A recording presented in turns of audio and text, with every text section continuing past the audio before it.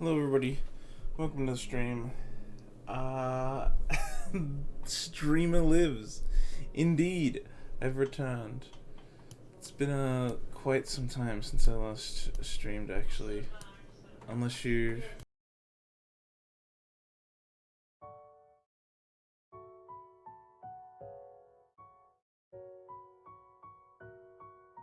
Unless you consider like yesterday, the Mahjong stream I did. I have my fan on, it's on like full blast, so you're probably gonna hear it. Because it makes a lot of noise. Can you hear that like knocking sound? It's extremely fucking annoying, but I can't for the life of me get it to stop, so... It just kinda comes and goes, whatever. Hopefully, it's not too annoying. It's probably more annoying for me than it is for you. Mouse, please, thank you. Each one. Here we go. Just as always, as before, we're still on the Lilly route. It's been, what was even happening? I think.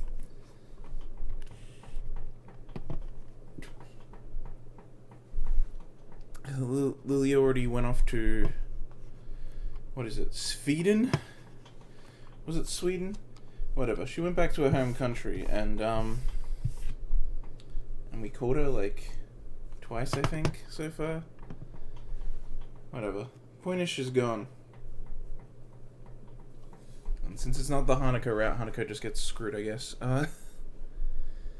Scotland. Oh, right, Scotland, not fucking, not Sweden. Look, they're basically the same. And by that I mean they're not the same at all. I sit listening to another of Muto's long-winded lectures, my mind wandering far from the scribbles on the dirty blackboard. Man, it's been so long since I read anything in my life. But no, yeah, it's been a while since I did this. It feels kind of weird, but also nice. I need to... Also, it's like the most... What day is it? It's like a fucking Wednesday? Yeah, it's a Wednesday, and I'm doing a visual novel stream on a Wednesday.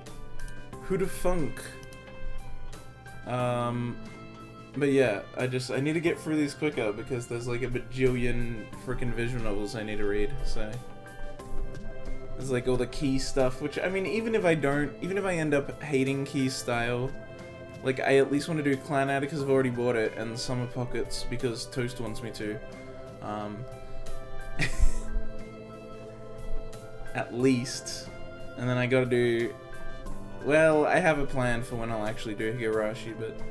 I need to do Higurashi, need to do, like... Just a bunch of others. I have a bunch on frickin' Steam. There's like all the Danganronpas, there's all the Nonary games as well. There's just so many that I have that I want to do. I want to do a lot of the age games because a lot of them are getting English translations now, like Muv-Luv, and Alternative, of course, Rumbling Hearts, those kind of games. There's just a lot. Since I called Lilly, my mind's been drawn in two directions. Both roughly lead to the same conclusion. I've started to feel oddly detached from my past life. None of these visual novels are ever gonna get done. No, they will. They will. It'll happen. Have faith, Toast. You gotta have faith. Actually, how long have I been doing Katawa Shoujo for? I want to check. I need to go to my old YouTube channel, because this started when I was doing YouTube and not streaming.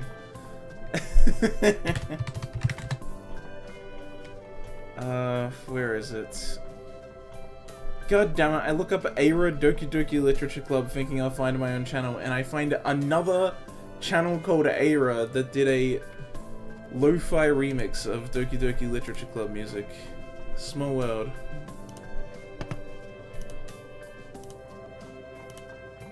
Fine, I'll manually go to my freaking account. It still has 61 subs, what the hell? I haven't uploaded in like... When was the last time I uploaded? April was the last time I uploaded it. So when did I start Katawa Shoujo? Let's see. It was like a long time ago. Okay, first episode was published June 26, 2019. June 26, 2019. God damn. So what?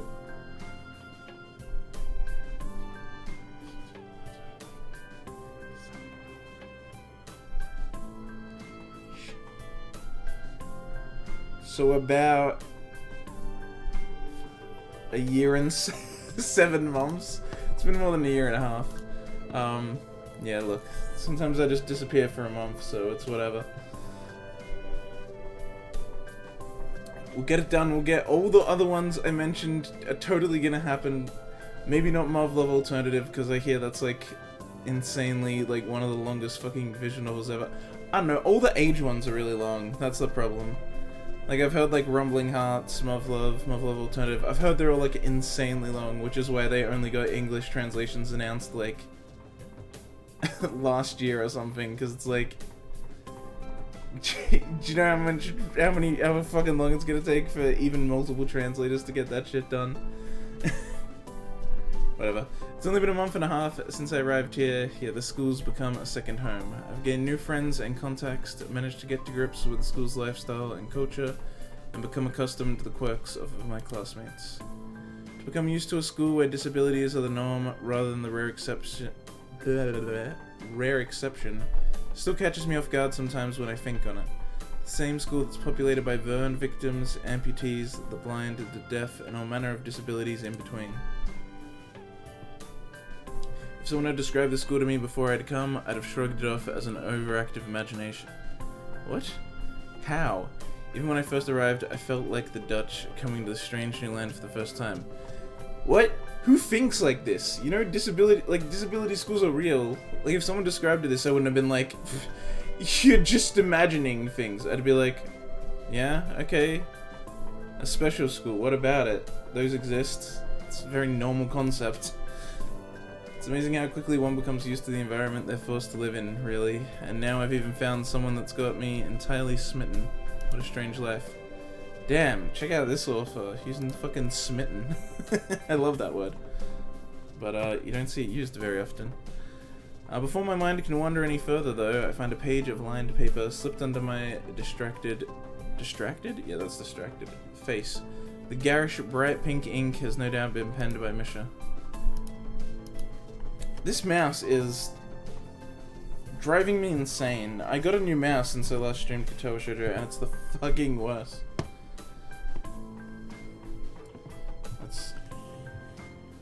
I don't know why I don't even know why it's the worst. It just is the worst. I don't look so bored. Hick-chan, school's nearly over. 3-day holiday. Alright, we got Saturday and Monday off. Can't complain about having less school, I suppose. Wait. Is this... what? Saturday? Are we in like are we in like the fucking 80s of Japan where students didn't get Saturday off? What is this? We're in the pre, what is it? Like late, like easy school era, or whatever it's called. The generation of like getting it easy. I uncut my pen and scribble on the page before covertly passing it back to her, flicking my eyes to the front of the class every now and then. Muto continues scrolling away arcane equations and formulas on the board. I'm guessing you have something planned? Misha takes the paper back and hunches over it comically, even for her, with her tongue poking through the side of her mouth. Did she misinterpret my expression and depression? And is she trying to cheer me up? Just doing council work with Shik-chan, of course. You're not still brooding over that? Surely. But Shik-chan could have helped us, poor lonely girls. I'd lend you a hand for today if I weren't going to be busy. Oh, naughty naughty Hik-chan. I'm just going to meet Lilly with Hanako. I don't know what you've got going for your head. So Lily's back? Yeah, she's coming back. Yeah, she's coming on the evening flight with her sister, so she'll be back in school next week. She takes the note back and begins to write. I look up to see an unwelcome sight. While I frantically try to silently catch Misha's attention, Muto confidently strides through the gap between the desks. From the front of the class, his intense gaze focused directly on her. She suddenly stops writing as his tall figure casts an imposingly long shadow over the page. Wait, was that impossibly long? How, then? If it's impossibly long, how did it get cast? He suddenly takes the piece of paper from her and begins to read. Sweating bullets, I quickly glance around the class, noting the complete silence, of course. It would just have to be the one thing that actually gets their attention during the lesson. After a scant few seconds examining the page, he rolls the paper up into a small tube and lightly pops Misha over the head with it. Half an hour until you can hop off to the student council. I think you can hold on until then. Misha's face cracks as the entire class erupts into laughter. He might well be awkward, but he knows how to handle her excellently. I'd probably feel sorry for her if I weren't as busy stifling my own laughter.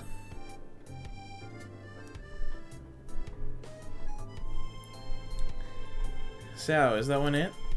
No, I think that's some foreign airline. And so the third aircraft they're not in comes into land. For the past half hour, we've been whiling away the time with small snippets of pointless chatter. Lilly and Akira's flight has been delayed, and at this rate, it'll probably be dark before their plane arrives. Is that one it? No, the company colors are wrong. Hanako's eyes flutter left and right, following the trickle of people in and out of the huge glass doors ahead of us.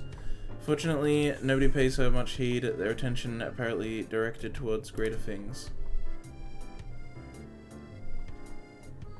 Maybe that one is it. No, I think that's... Hold on a minute, I think that one might be it after all. It takes still some more time before the billboard changes their flight status to disembarked. Loud yawn sneaks out of me, not allowing enough time to stifle it. My sleep patterns have, once again, been all over the place. You know, it's fine. Hisao is still, you know, it's 2021 is just 2020 part 2. So everyone's sleep schedule is also still fucked. Don't worry about it. Mine's fucked. Didn't mix up worrying about Hanako and the side effect of my medications. Hisao, over there. I look to Hanako, then follow her gaze to the airport door. Oh, Lilly, they're here. Really? I can't remember how I did anyone's fucking voice. We all call out to each other in greeting, quickly shuffling over to the side to avoid blocking the passage of others. Lilly. Hanako jumps forward. Oh, I said that with not nearly enough oomph. Hanako jumps forward to hug Lilly, a wide smile on her face, being all that's needed to see her happiness at Lily's return. Bleh, I'm all over the place. Hang on. I'm gonna I'm gonna take a drink.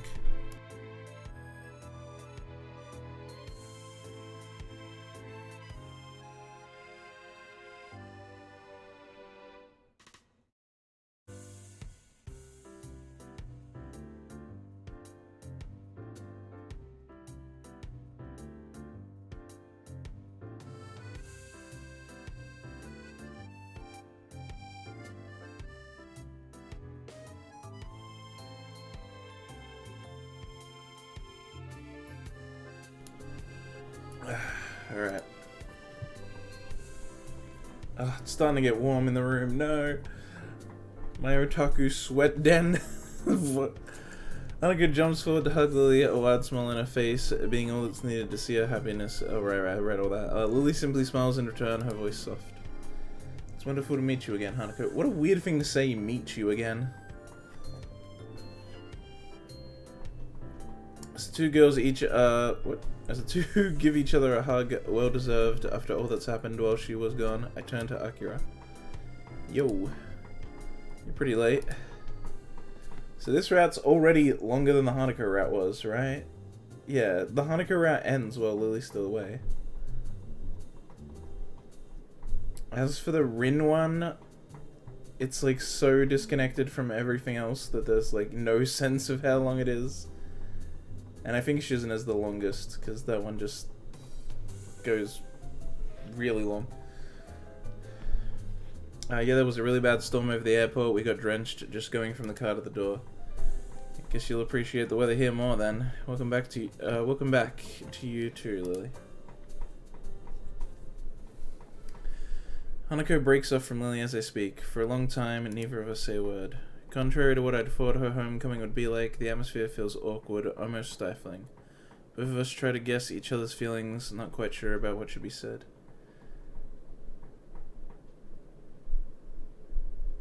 I was curious, so I checked. The 5-day school week was mandated for public schools in 2002, but private schools have no rules regarding it. Oh, really? Still? Interesting. Also, 2002? I thought it was way earlier than that. For some reason, I thought it happened in, like, the 90s. 2002. Okay. I guess that's not much later than I thought it was. I thought it was, like, 98 or something.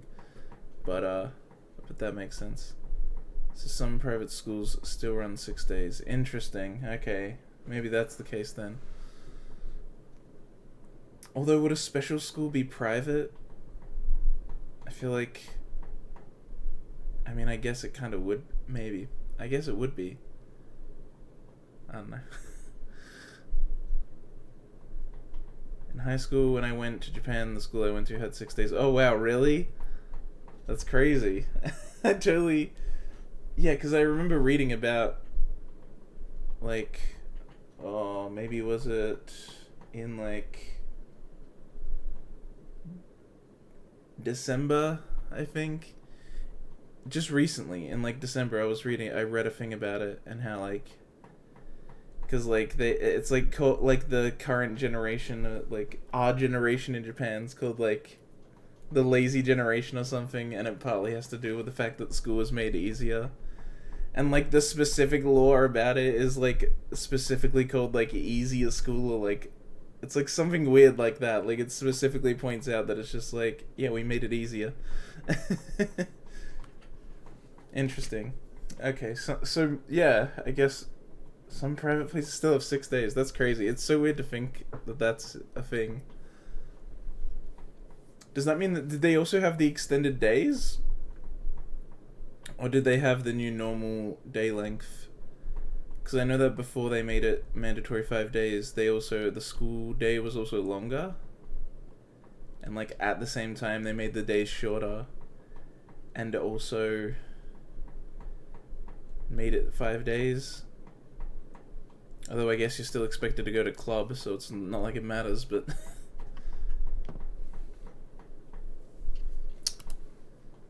Damn, this is exactly what I feared when I thought of trying to move things forward between us. Lily runs her hand through her fair hair and awkwardly twirls one of her bangs in her fingers, clearly trying to think of how best to react. It's the Maki thing! There are no rules, so it just depend on the school. Oh, really? Okay. I thought that was actually made a thing. I guess it was just something most of them did? I don't know. The thing I read said it was like a whole big school reform thingy across the country, but I guess it was just public schools that had to do it. Eventually, thankfully, Lily gives a small sigh and breaks the silence. Thank you, Sao. It's nice to be back. Are you okay? You look tired. Evidently not recollecting herself all that well, she quickly waves her hand in front of her face to stave off any concern Hanako may have over her.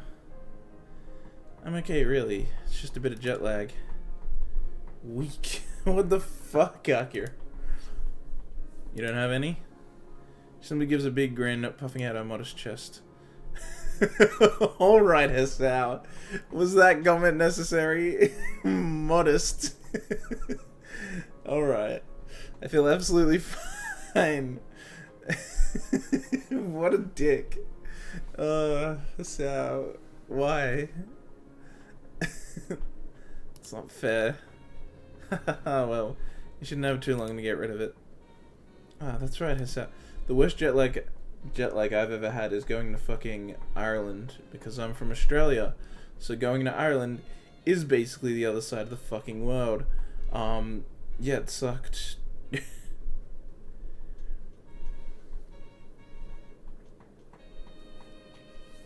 Yeah? Oh.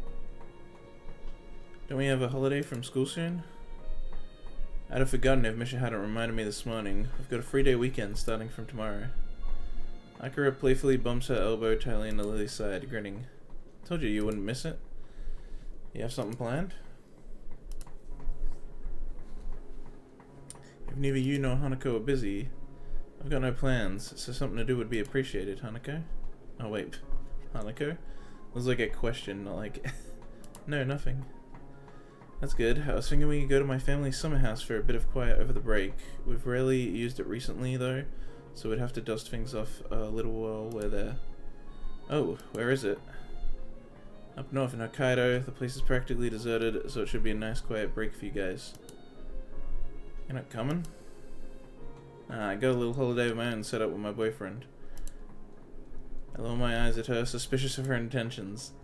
Sounds like we're just cleaning up the summer house for you. That's perhaps a valid conclusion. With us zero in on Akira, her face somewhat evasive. It looks like we were right. That's just a convenient bonus. Really, me and the guy left it in pretty good condition last time we were there, I promise. Now then, I'm out of here. Already? Akira. She quickly turns and walks away, her hand held high. See you in a few days, guys.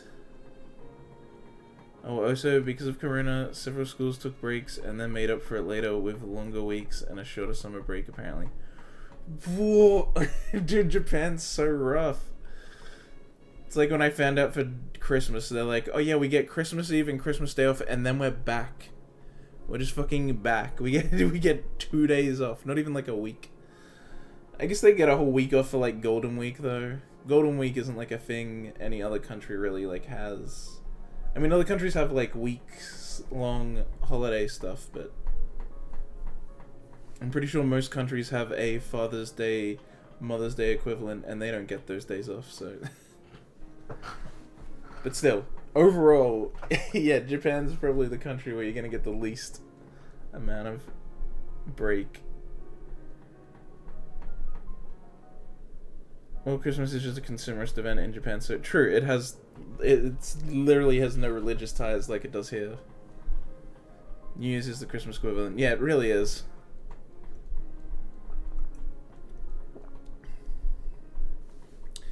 Christmas is like a date day, and then New Year's is like the, you know, see all of your extended family, everyone meets up at the grandparents' house and something like that, you know. Everyone goes to like the head of the family's house and you meet up with extended family. Because I was in Japan for New Year's 2019 to 2020, no, 2018 to 2019. I was in Japan for New Year's, and yeah, like it was like I went to like my girlfriend's grandma's house, but then it was like, you know, like all these people show up, like her uncle and like her mom's cousins and stuff like that. It's just like all these people, and I'm just like, oh god, I'm just this white guy here, and I'm meeting like this entire Japanese extended family, and it's like the most nerve-wracking shit in the world. But yeah, New Year's is a lot more similar to how Christmas is here, and Christmas is just kind of Christmas has the Santa and the trees and the decorations and the buying presents, but it's like it's just that stuff. You don't do the big family meetups. You usually just like have a date if you have a partner. White boy. I mean, seriously. One of my girlfriend's, what is it? It's like second cousin if it's your parents' cousins, right? Whatever. The point is, it was her mom. My girlfriend's mom's cousin was there. One of them. There was a few there.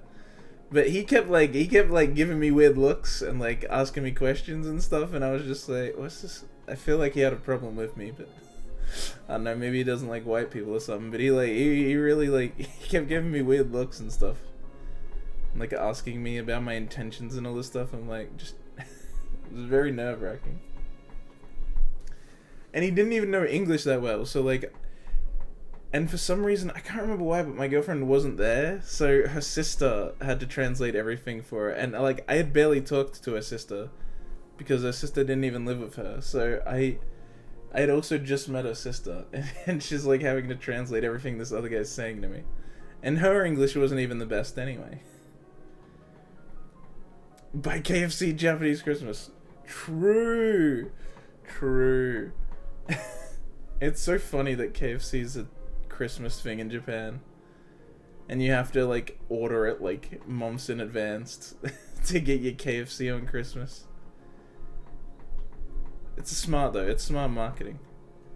Literally, the reason they did that is because the guy that was put in charge of the Japanese expansion of into Japan, the expansion of KFC into Japan. He was like in a KFC once in Japan, walking around, and he heard Americans talking about how Thanksgiving was coming up and they miss turkey, and he was like, oh, if you tie a food to a holiday, everyone fucking buys it during that holiday, and you make a lot of money, and you create that connection, and then everyone does it every year, and then they start to miss it if they don't have it for that holiday that year. And so he's like, what if we just make KFC Christmas focused? KFC really hit the big bucks there, being able to have effectively an entire event for your company. Yeah, exactly. Like, it's smart. Like, when I heard that story about how he was like, oh yeah, if you tie a food to a holiday, I was like, holy shit, that's right. Like, ham is always big, like, around Christmas time. Like, all the ads, like, start, like, just coming out for all these different foods, and it's like, all these foods want to be, like, associated with a holiday. Because that's how you make money. Like, think of any holiday, there's always a handful of foods associated with it. Because that's where the money's at. It's for food companies. And so KFC in Japan just really hit it big there. They're like, yeah, let's just make everyone freaking associate Christmas with us. And now everyone buys a shit ton of fucking chicken on Christmas in Japan. It's actually crazy. I've seen videos of like the people getting it in like KFC's on Christmas. They're full. They're just full of people getting their chicken, trying to get out. It's like crowded as fuck. I'm just like, Jesus Christ. All these people ordered months in advance. It's just madness. But yeah. Way to have guaranteed like a huge spike in revenue every year. Other than I can only sigh at a hasty retreat. It does sound like it would be a nice place to go. He gives an enthusiastic nod, taking a carry bag in one hand and placing her on Hanako's shoulder for guidance as we begin to make our way.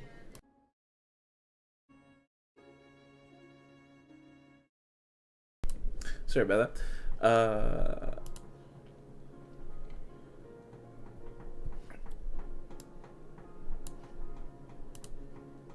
Why did we end up talking about KFC? Right, because they said you only get 2 days off for Christmas. Oh, right, that reminds me. So you were saying how, like, they gave them a shorter summer break. That's the insane thing. Because of the history of Japan, I like the way schools used to be. I'm not that surprised that they were like longer days and also maybe longer weeks. Like that makes sense. But shorter summer breaks kind of fucked up. It reminds me of how like when schools reopened here, like they reopened in Australia, and then it was like 1 week later it was the holiday and everyone still got their full 2 week holiday even though they went back to school for like a week. And then if you were in Victoria, by the time we were going back, we went into our second lockdown, and so it's like you didn't even get that. But yeah, shortening the summer break's kind of fucked. I get it, but it's still kind of fucked. After the what? Fracas. Fracas.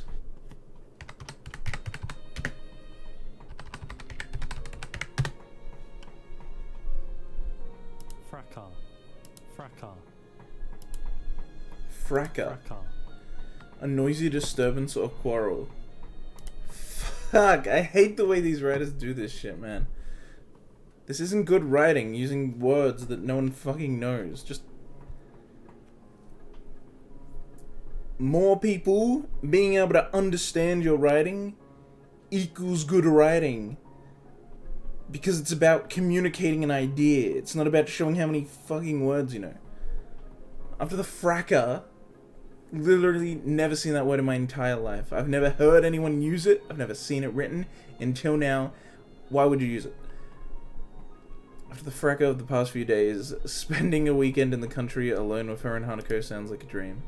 The more I think about it, the more sure I am this will be the right time and place to confess my feelings to her.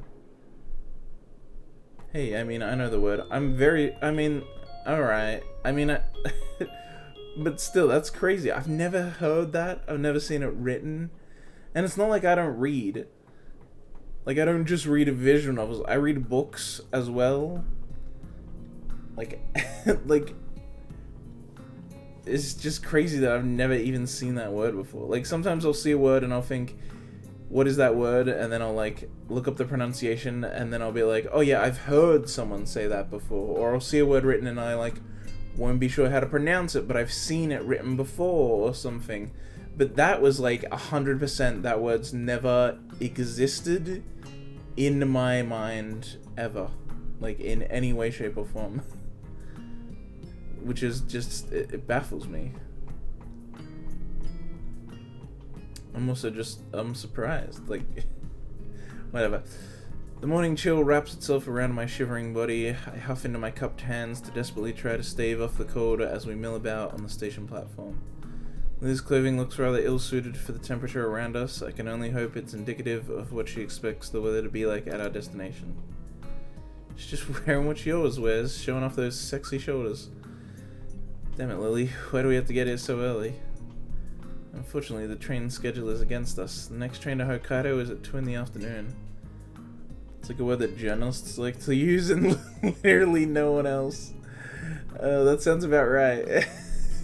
I don't read much journalism, so that actually makes sense.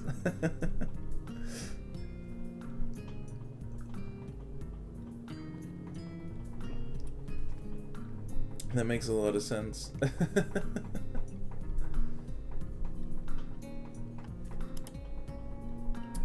Hokkaido is the big one, right? The big one at the top? Yeah. Dude, Hokkaido's sick. And its capital, Sapporo, is like one of the sickest cities in the world. At least in my opinion. I really like Sapporo.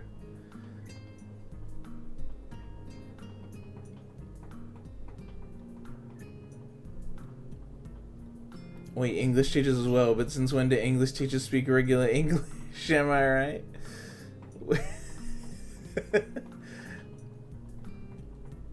I never saw any of my English teachers use that word. Maybe they didn't, I just didn't notice, because who the hell paid attention in English class? But, maybe.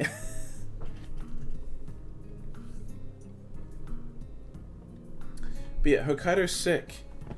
I love Hokkaido, and I love Sapporo. It's a sick city.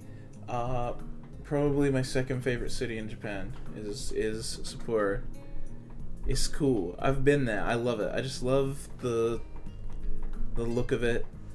I love its layout. It looks great in winter. Like, I've only been there in winter, and it's very white.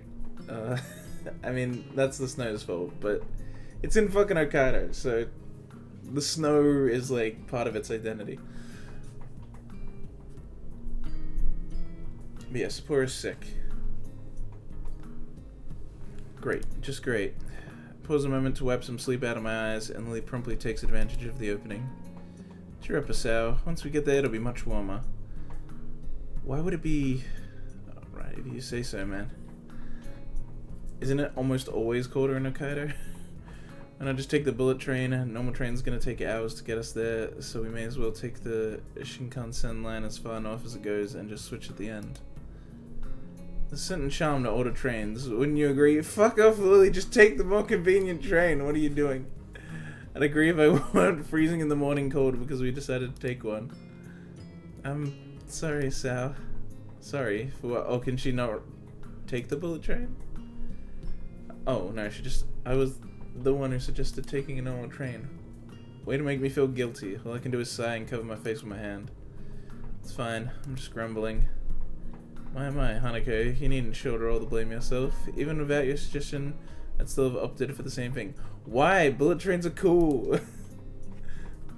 They're also got, like, way better seating.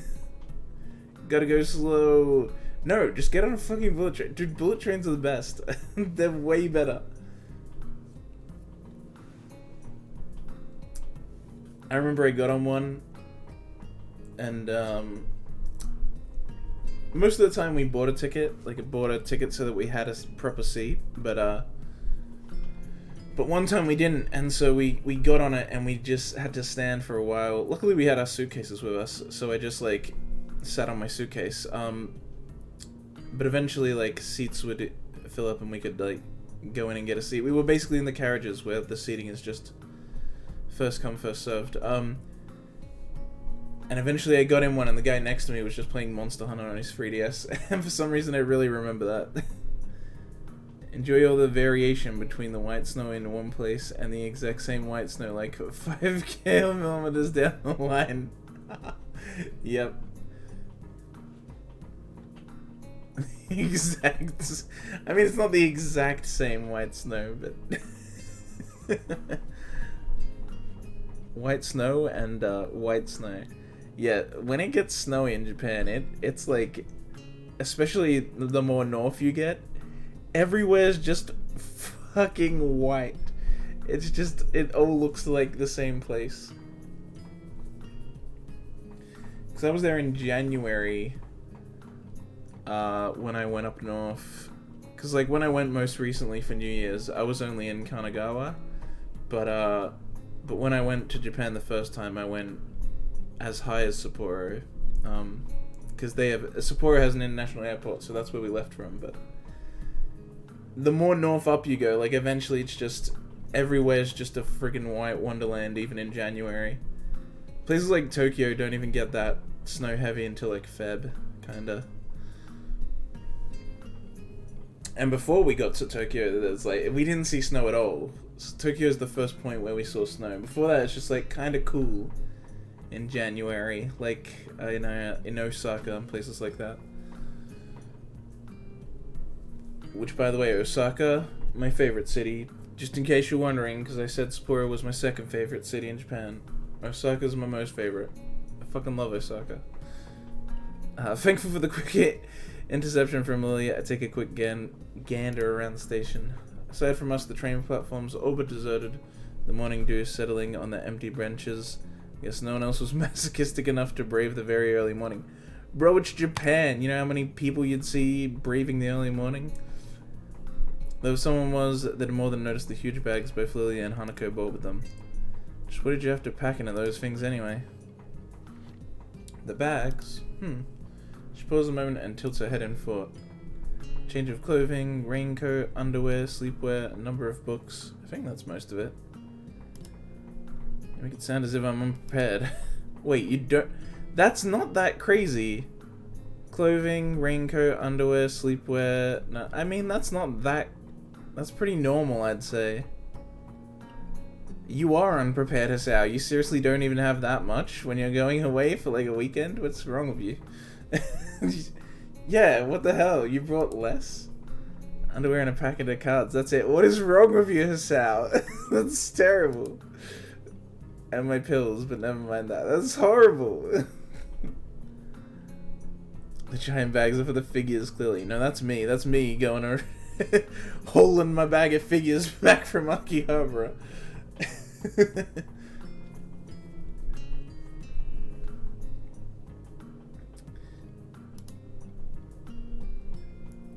No pajamas? I mean, it's not that bad that he doesn't have pajamas. It's bad that he doesn't have a change of clothes other than his underwear. Damn, I knew I forgot something. That's not that bad. I'm only saying that because I sleep in my underwear, but... Why is that what they're pointing out? Bro, you don't have a change of clothes. What's wrong with you? As I ruffle my frustration, Lilly says, I can almost understand not bringing a change of pants, but at least bring, like, free shirts. What's wrong with you? It should be clear that you can use there. Akira still occasionally goes there after all, and I think some of our parents' clothing is still in storage. I don't think there'll be any problem with you borrowing a set of pajamas if need be. Thanks. Still, I don't mind just sleeping in my normal clothing. For 2 days? Yeah, seriously. Good point. Why didn't you just bring more clothing? What's wrong with Sal? This is so bad. Not really, though 2 days would be borderline. It's more that looking even a little like a slub would be unacceptable while in the presence of two girls. You're the one that decided to bring nothing. Why is he complaining now? You did this to yourself.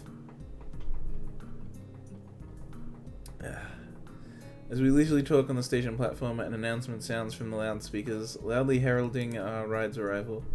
Looking past Lilly and Hanako, though the train's still well out of sight, a quick check of my watch is enough to see that it's the one we'll be taking.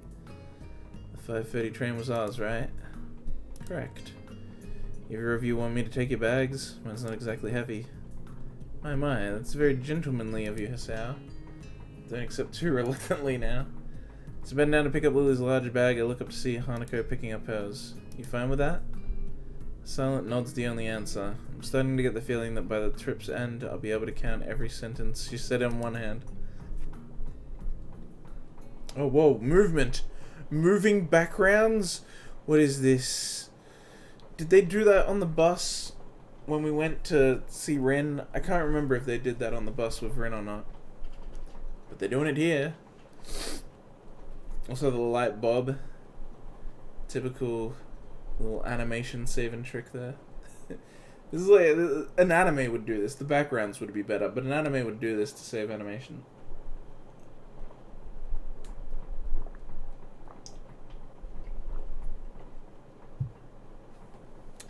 It would just have a better backgrounds and also a different angle, so it wouldn't need to show as much background. Seriously, watch train scenes in anime. They're always like filmed to try and not show the window as much as possible. With the morning landscape passing by the window and the occasional rattle of the train bumping the carriage around, I try to focus my attention on the aging playing cards held in my hands. Oh, I see. I'll raise you 5. What are they? They playing poker? Texas Hold'em? She turns her face up and leans over to Lilly conspiratorially, the two exchanging a few whispering words. Considering how often this has happened so far, I'm coming to doubt Hanako's grasp on how to play poker. Yeah, okay, they're playing poker. It doesn't seem to disturb Lily's reading though. Her hands flitting over each page with only occasional corrections to account for the train's bumping and rocking. My collection of chess pieces that we're using as chips is steadily growing anyway, so it doesn't really bother me. Looking around us, our carriage is almost as empty as the station platform we'd waited for the train itself on. Only a handful of people can be seen, looking mostly like tourists and couples on holidays. Will the two continue their less than clandestine... What? Clandestine. What is all these words, dude? This author's going crazy.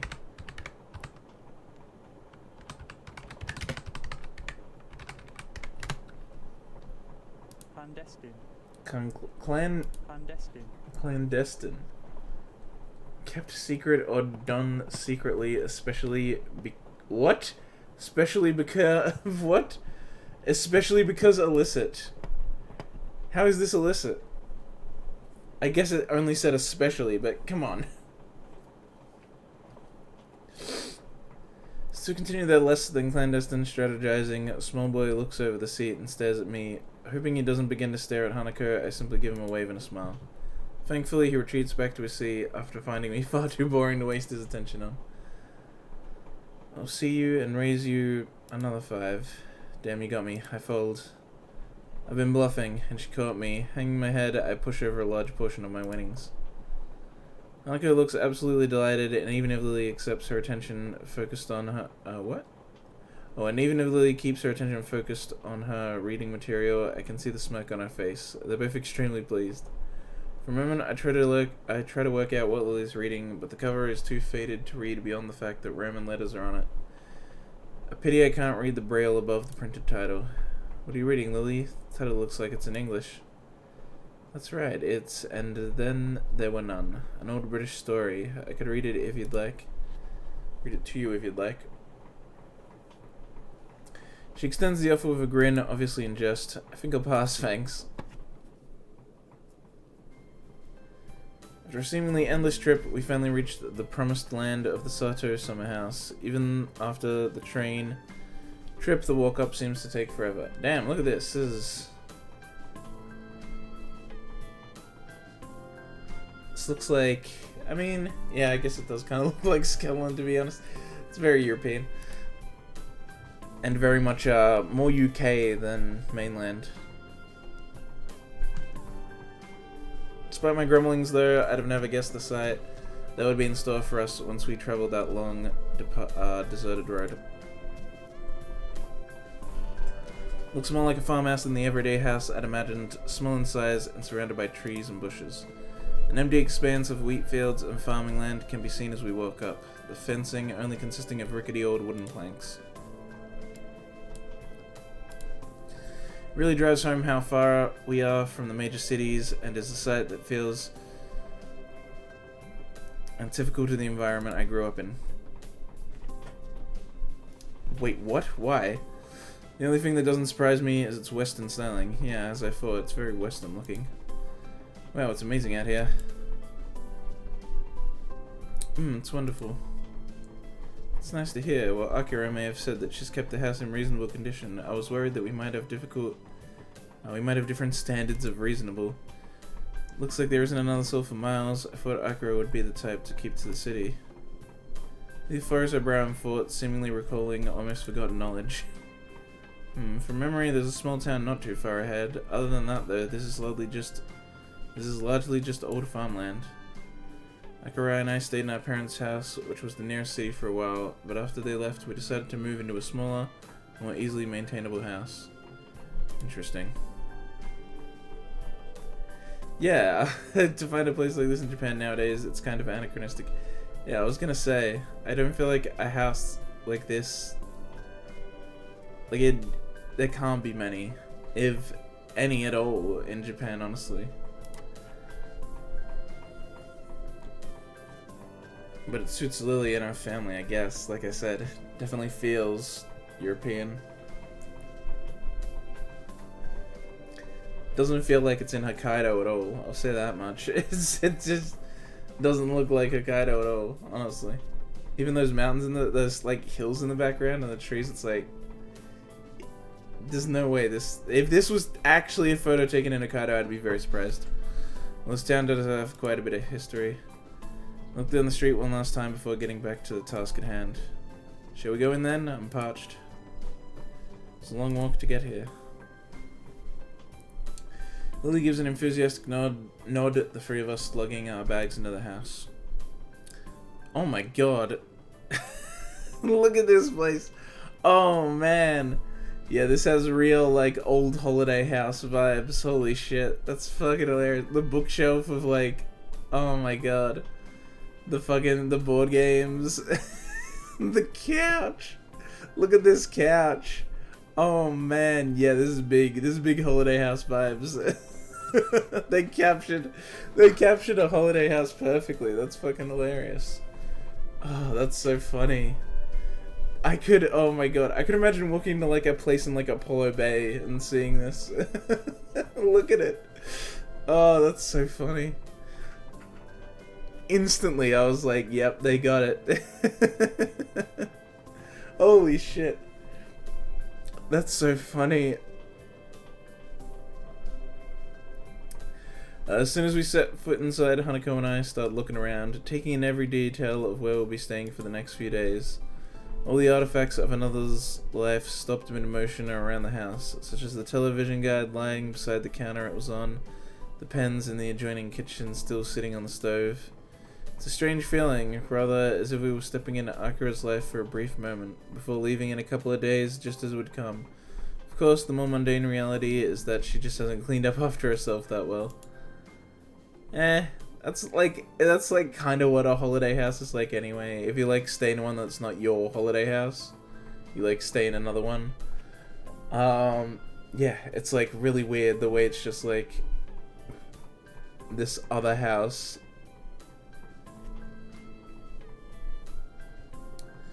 Where should we put our bags? I'll show Hanako our bedroom. You can put yours here if you like.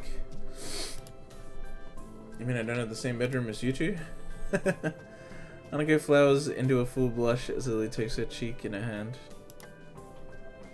Oh my, how bold. You two. Hold on, if I'm to leave my bags here, where will I be sleeping? Well, seeing as we lack a guest bedroom, the convertible futon, huh? Sorry, Sao. I sigh, lamenting my place on the bottom rung of sleeping location priorities. I guess there's no other choice. Lily leaves to show Hanako to the bedroom, so I take a small tour of my surroundings after I drop my bag on the floor. Oh my god. This kitchen. That stove. Oof, that's... oof. The kitchen, just like the living room, is fairly modest. The rustic nature of the wooden furnishings drives home just how far we are from civilization. Returning to the living room, I decide to try out the television until they get back. With a touch, what? Oh, with a touch of the remote, it immediately flickers to life, apparently set to a news channel. Almost flopping down from exhaustion, rather than sitting, I lay back and watch, and watch, and watch.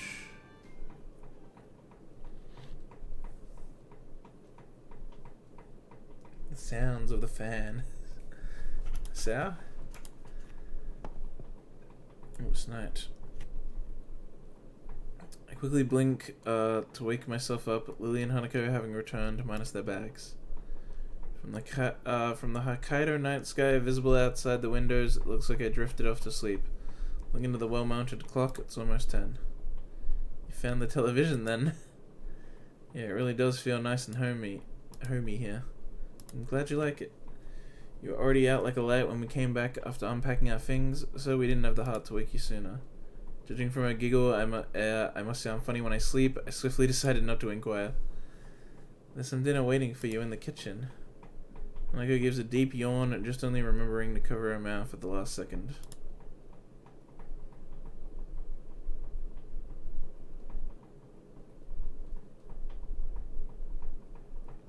My, are you tired? Oh man, I went to read that as a sound. I didn't get much sleep last night. I'm pretty tired too. It was a long walk up here, and it's getting late. If that's the case, I suppose we should retire for the night. Good night, Hisao. Good night. Night. With that, they quickly turn and walk back to their bedroom. Rubbing my eyes, I sigh. I wonder if I'll be able to get back to sleep after being woken up. Yeah, that's... you've screwed it, man. You've screwed the schedule. Suppose I'll eat something and watch some more TV quietly before going to bed. Imagine watching TV. Come on, Hisao. It's 2021. No one watches TV. Except this game came out in like 2006. Is he still sleeping? I think so. Whoa, whoa, whoa, whoa. I'm not. I am, however, incredibly tired. It's getting late in the morning. I know that. He likely stayed up to watch television. I could hear it from my bedroom. Only because I couldn't get to sleep. Should we wake him? Don't do that, Hanako, please. No, we should leave him. I doubt he'd want to be woken early if he didn't get much sleep during the night. Thank you, Lily. Besides, he sounds so peaceful. It would be a shame to wake him when he's like this. Keep a straight face, Hisao. It is nice she cares so much, though. Hanako, could you go to the fridge and fish out what's needed to make lunch? Alright, just the vegetables and rice. That should be enough. We only need something simple as we can eat in town later. Hanako's footsteps on the carpeted floor can be heard, moving around from the living room as they do. I feel Lily's hand gently rest on my chest. It takes a titanic effort not to react, but something about her makes me think she knows I'm awake. A long silence passes. The only thought in my mind is of that gentle, outstretched hand laying upon my chest. After an indiscernible amount of time, Lily withdraws her hand. Good morning, Sao. Conceding defeat all too easily, I prop myself up and rub my eyes. How'd you know? Your breathing was off. Well, that makes sense. She couldn't have needed that long to work it out. Knowing her hearing, she likely knew before laying her hand on me. If you want to sleep more, you should really go to bed earlier. I heard the television going long into the night. Sorry about that. My medications have been interfering with my sleep for a while now. Even if I'm tired, I have trouble actually sleeping. Sorry for bringing it up, Hisao. I sigh. This is exactly the kind of thing I wish others wouldn't do.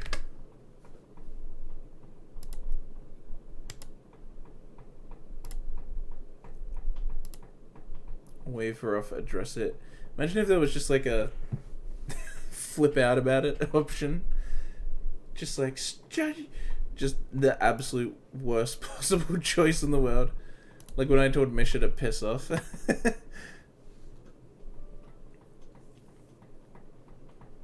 How long have I been going? About an hour. I'm gonna take a moment to take a break then, since I can.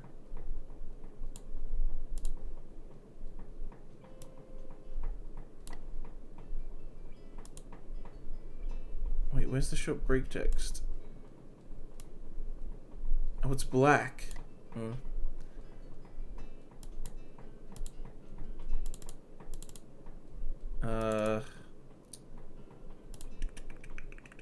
Whoops.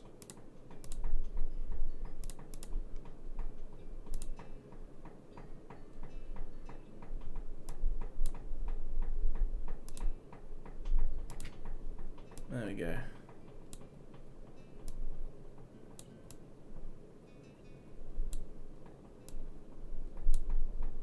Alright, I'll be back.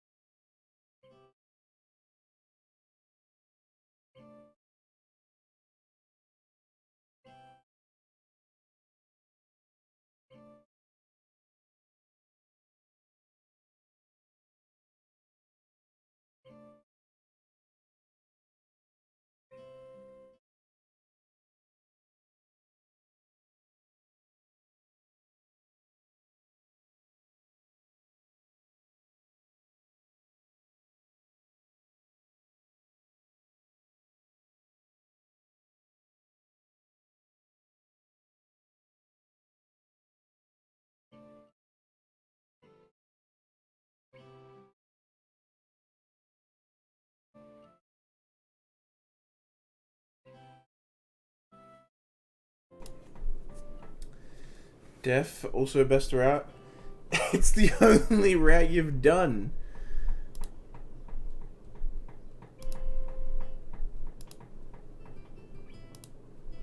You're not allowed to claim it's best route when you haven't even done any of the others. Bro, this fucking mouse. Work. Thank you.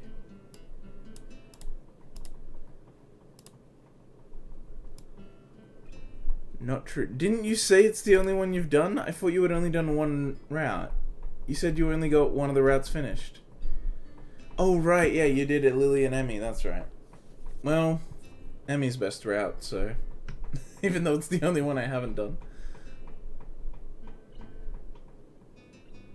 We're about to misclick in a vision novel. I mean, that can be devastating in a vision novel. I feel like...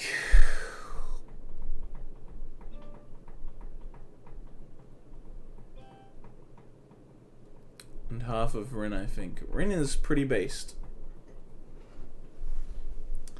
I feel like Rin is still my favorite route. I did her first, and I think she's still my favorite. But this Lilly one's pretty good. You're actually... I don't exactly disagree with calling her the best route. I'm just not done with it yet, so who knows. But yeah, Rin was good. Lilly's pretty good. Hanako was good. I didn't like Shizuna that much. Shizuna, I liked Misha's stuff, kind of, and I think it's interesting that they had such a fucked up option to do that, but I didn't like Shizuna herself much. I liked part of the Shizuna route. It like had cool aspects in it, but overall was a lackluster arc. But there's some scenes in the Shizuna route are like some of the best in the whole game. Comfort Misha based. It's interesting that you have that option. Waiver off. That's what both Hisao and I would probably do. Hanako could probably use some help. Lilly seems about to protest for a moment, but eventually acquiesces, nodding before leaving for the kitchen. For a while, I sit and watch television in an attempt to wake myself a little more, but it's futile. I don't have anything better to do, so I follow Lily's lead. Bruh. What do you mean, bruh?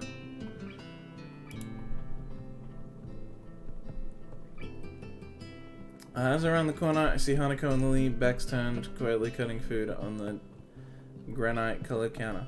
Also, Hisao said, I wish people wouldn't do that. And so the options were wave it off or address it. To me, maybe I'm wrong, maybe this isn't what the dialogue would actually reflect, but to me, addressing it is him going, hey, can you not do that?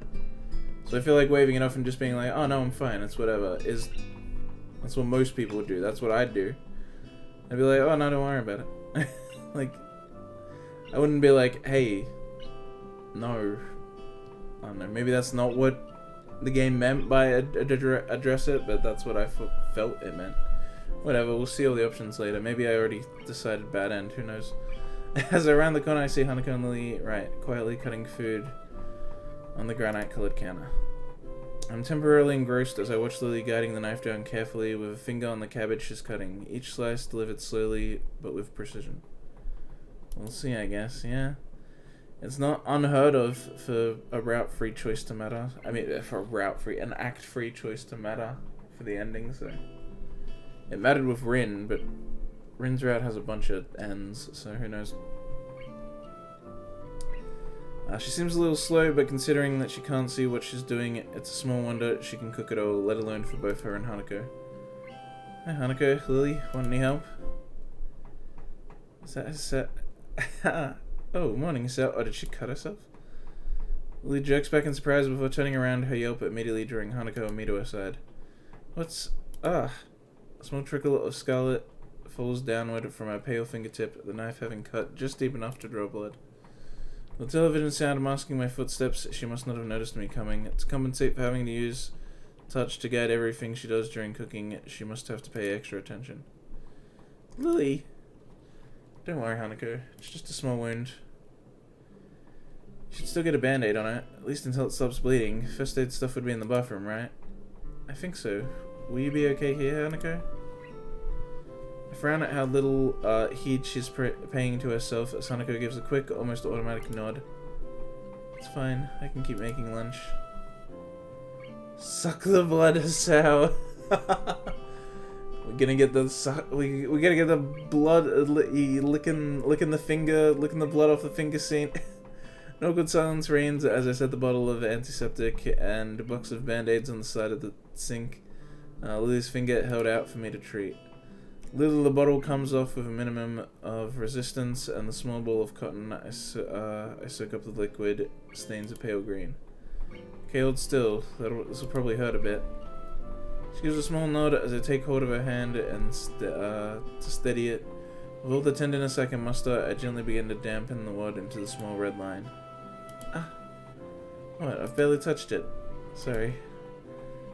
I give a sigh, both at her reaction and to settle my own nerves. Pain tolerance is startlingly low.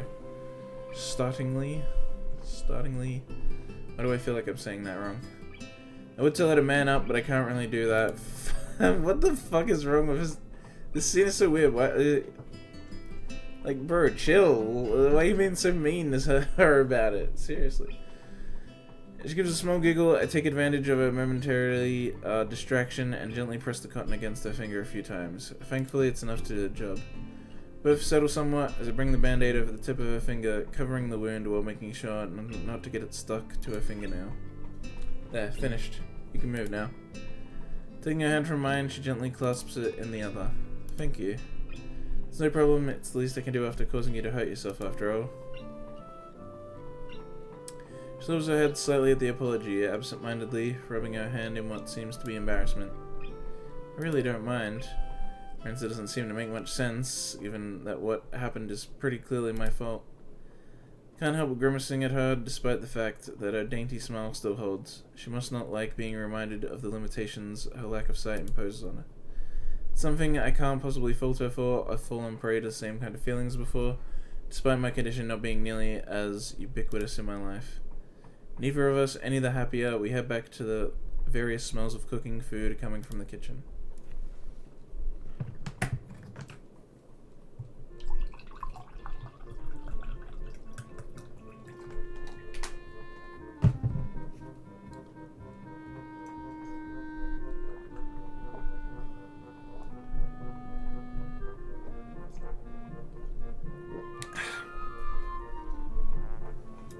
Lay out the plates of food, steam slowly rising from the well-cooked rice and curry dishes while Hanako lays out the cutlery. Hell yeah! Curry rice, baby! Knife one side, fork on the other. Westerners. Western. How perfectly fitting for someone like Lily. Western! Look at it, it's a full sentence. Western. I can feel the disdain in the sales voice. It's like, oh, these fucking knife and fork. Absolute disgrace. Why do you have a knife for curry and rice? Like, what? I get the fork, but why do you need a knife? What do you need a knife for? Fucking Western. As we take our seats, taking careful heed of the dark red tablecloth hanging below our knees, Lily emerges from the kitchen. White girl.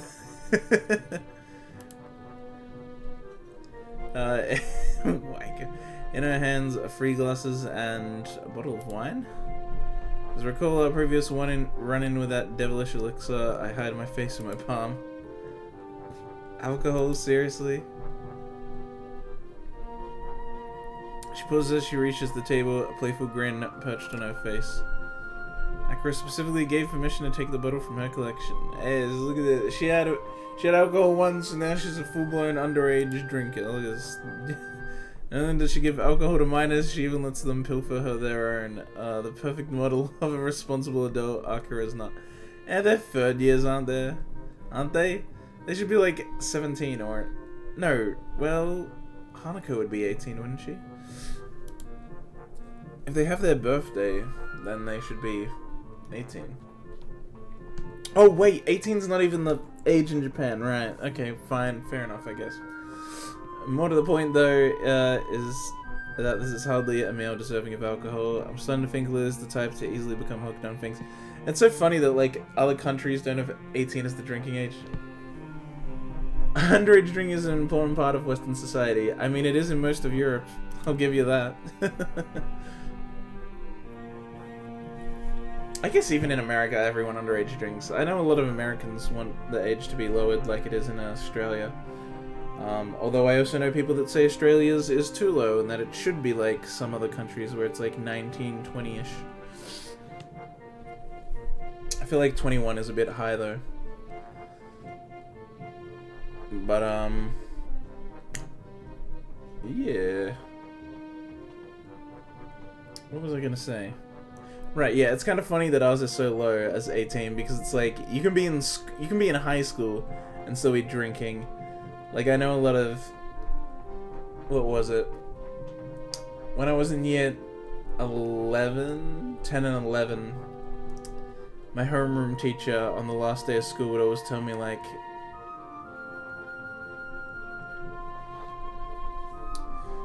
she would always tell me, like, oh, when you go see the year 12 students, like, if it was the last day of the year, like, it's just like, they're probably gonna be drunk, so don't bother them. And I was just like, what? And then I got to year 12 and I'm like, I don't think anyone here is actually drunk. When I was like, actually year 12, I was like, no one else seems drunk. I don't think anyone actually got drunk. Whatever. But yeah, you can just like you can just drink and like, and then go to school and it's like, not illegal. So weird. That's not really the problem. I don't really have any qualms with it, but didn't you have a bad experience with it last time? Last time was likely due to drinking too much, so a single glass shouldn't prove a problem. Yeah, probably too much and too fast as well. Think of it as a learning experience. Yes, that's true.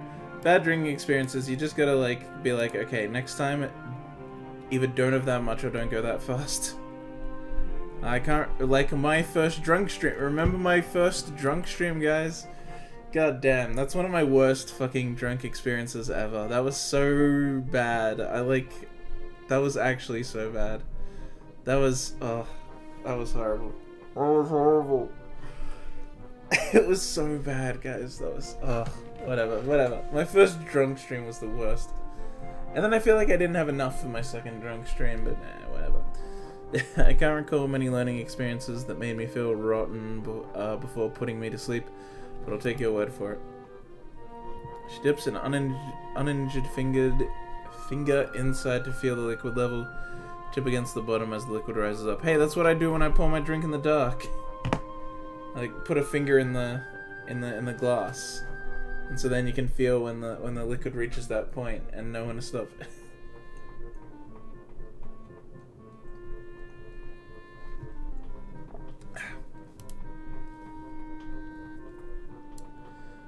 The wet of her finger almost seems to glow as the sunlight hits it, the delicate outline blurred and refracting, but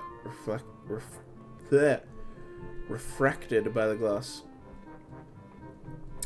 Fingers are definitely longer than mine, the kind I'd think more suited to a pianist than a teacher. She'd likely have done well if she'd learned how to play.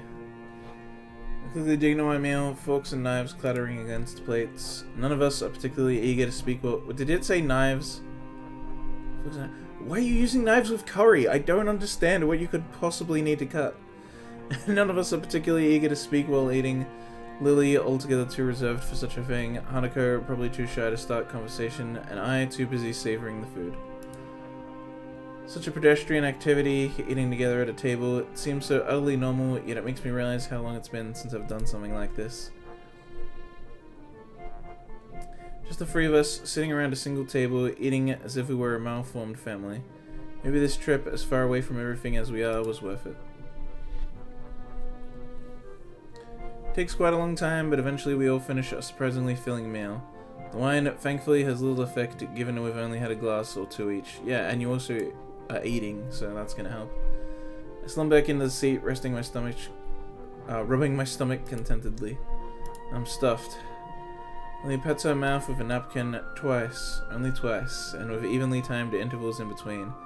It's hard to tell sometimes whether how she acts is a well-trained routine or a well-rehearsed act. I think I might be as well. Did you like it, Hanako? It was nice. Now that we're well fed, shall we be off? Off? Where? Ah, you weren't privy to the discussion between Hanako and me earlier. I get the impression that she's having a subtle dig at my sleeping in. We're going into the town nearby. Guess you should have expected two girls to take a holiday as an excuse to go shopping, no matter where on the planet they may be. Jesus, that's like... That's kind of... They never said anything about shopping. This man's like, what? Maybe they need to get, like, Jesus or so. He's like, oh, women, am I right? I'm interested to see more around the north. Anyway, this can only be a good thing. Sounds good. How long's the walk in then? It's supposed to be around a mile to a mile and a half. Miles? Why are they talking in miles? What? Hold up.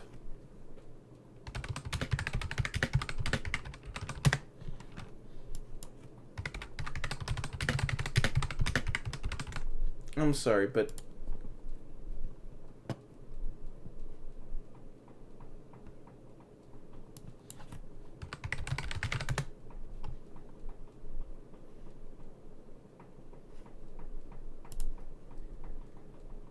Right, yeah, I thought so. Okay, so here's the thing. UK does use miles, even though it's not imperial system, it's a metric system. It just doesn't use kilometers. For some reason, they use miles, but everything else is metric. But they're speaking Japanese and they're in Japan, so wouldn't huh? Why would they use miles? Also, look at this, mile to a mile and a half, and he's like, nearby, huh? Great. Why would I say I even know what a mile is? I hear mile and a half, and I'm like, isn't that a lot? And I'm like, I'm confused. I wouldn't be like, oh, that's nearby, because you didn't use kilometers. Why would they use miles? This doesn't make any sense. The devs are American. Yeah, but they specifically go out of their way to point out it's set in Japan. They got the fact that some Japanese schools have 6 days, right? But they didn't get fucking that they use kilometers? Are you kidding me? What is this nonsense? Because it's the Lilly route. I'm like, is this okay? It's Lilly. And I'm like, yeah, they use miles in the UK. But they're in Japan still, and they're speaking Japanese. They use kilometers. And Americans are dumb. I mean, that's true, but come on. God damn it. Fucking bullshit logic. Miles that makes no sense.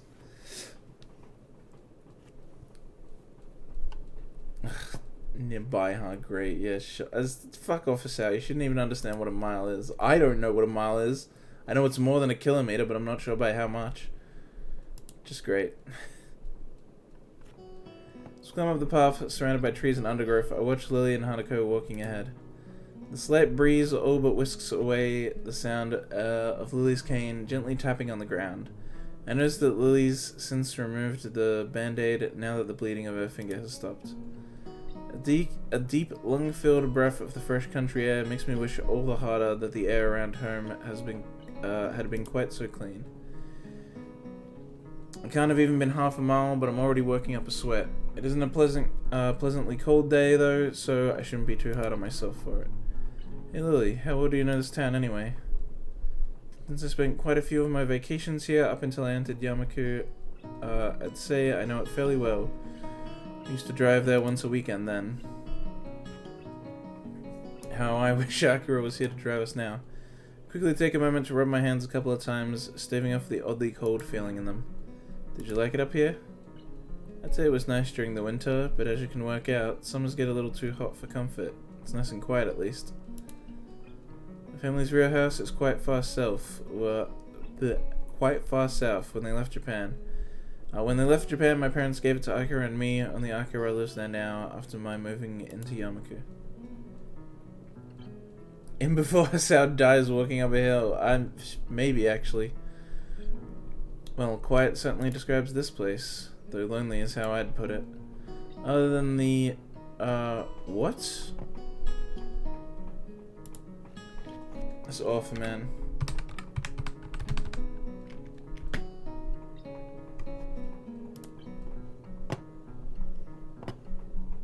Oh, was that prophesized? It's prophesized. Okay, I get it. Other than the wait, is it? Prophesized small town. I guess there isn't another soul for miles around coming from a home nestled deep within the big city. It's certainly different. I think that's what it is. Awkward bad end.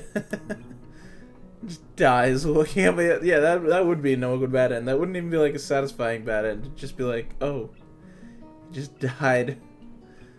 I think that if I'd not come to Yamaku, staying out in the country like this would be too much of a change to get used to. After getting accustomed to the school's isolation, though, the idea of living in a place such as this has become almost inviting, to be somewhat away from the hustle and bustle of the metropolitan centers. So, have you been to Hokkaido before? Nah, I used to live down south, and we never had any field trips or holiday up this far. Fucking weak local hasn't even seen as much of Japan as I have. What a fool. Learning English spelling with Eira. Look. Don't worry about it. Well, it's a new experience for you then. Yeah, it is. I'm surprised at how nice it feels here. How about you, Hanako? She shakes her head from side to side. Shake your head from side to... It's my first time too. As we continue walking, I begin to feel pins and needles in my legs. It's a little disturbing given there's no reason for it to be happening. Because your blood flow isn't good enough, Hasao. Could you hold on a moment? I just need to... Is anything wrong? No, I've just got pins and needles in... Yeah, you idiot. Pins and needles is about blood flow. My vocal cords suddenly become taut as my chest tightens instantaneously. I quickly pull my upper arm over it, trying to quell the shot of pain spreading throughout my entire body. Hasao. His face is only mildly concerned, not knowing the sigh which Hanako is recoiling from. I'm fine. I'm fine. Just tired. Oh, he's actually dying. Oh, you didn't know? F's for Hasao. F's in the chat. I remove my arm from my chest and force myself to begin walking again. It's just a minor heart flutter, so it'll pass like the others. That is a very risky assumption to make. It only takes a couple of steps before my body violently revolts against me, and my legs suddenly beginning to give way underneath me, and all tension in my knees seeming to evaporate. Before I can react, they uselessly give way under my weight, leaving me only just enough time to brace myself and fall onto all fours. Ah, damn. As I look up to her, I realize my face is still taut with pain, only adding that much more to her worrying. Hasao, Hanako, tell me what's going on. Hanako, tell me. Hanako quickly moves to my side as Lilly almost panics, having little clue as to exactly how bad a condition I'm in. While she stands there petrified, I lower my face and take a deep breath. I come to a realization that makes me endlessly irritated with my stupid self. With all the excitement of my new surroundings, I entirely neglected to take my medication last night or even this morning. As if you would ignore pins and needles like that. You should... No one will have sex with him now because they'll be scared they'll kill him. I mean, that would be I'm sure that's a real concern for people with heart arrhythmia. Like, your heart really gets going. Especially if it's like summer. Like, god damn it. Sex sucks during summer. It's like, you just get all freaking sweaty and get exhausted so quick. Winter sex is the best sex. You heard it here first. Take another breath. The acute pain in my chest begins to die down as suddenly as it had arrived. Thank God, thank God, thank God, thank God. As it does, I become acutely aware of the sweat. Of the sweat by now pouring off my face and the two scared girls around me. Hasao, I'm fine, Lilly. I'm fine. I screw up my brow in an effort to level myself up. Hanako's arm quickly moving to catch me as Catch me if I fall as I stumble a bit before regaining my balance. I look to Lilly and Hanako, worry written on both their faces. I feel awful, utterly awful. I think we should go back. Realizing the futility of protesting, I look away in frustration. Fine.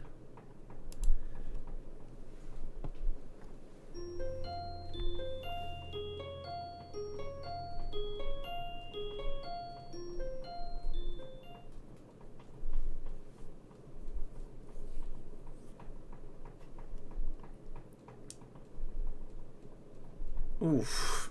Dropped to 0 frames for a sec there. Open my eyes groggily, completely bereft of energy.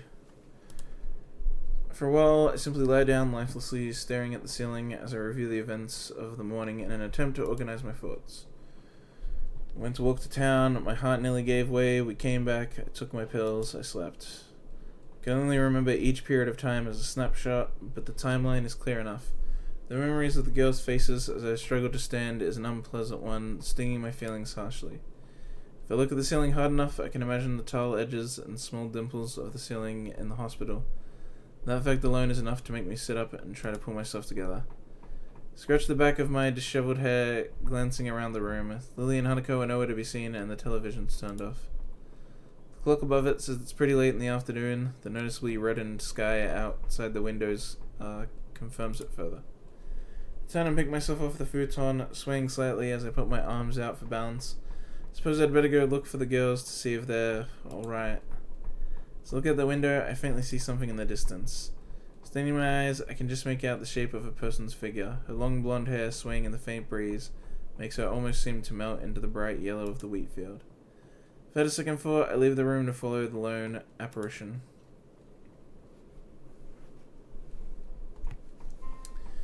Whoa, it's the end of Portal 2. And also our farm in Minecraft. The wheat fields. Manifest destiny. That was a fun Minecraft world. Well, we just had a fucking bullshit big farm for no fucking reason. It was like big to the point of being like inconvenient. It was that was a fun time.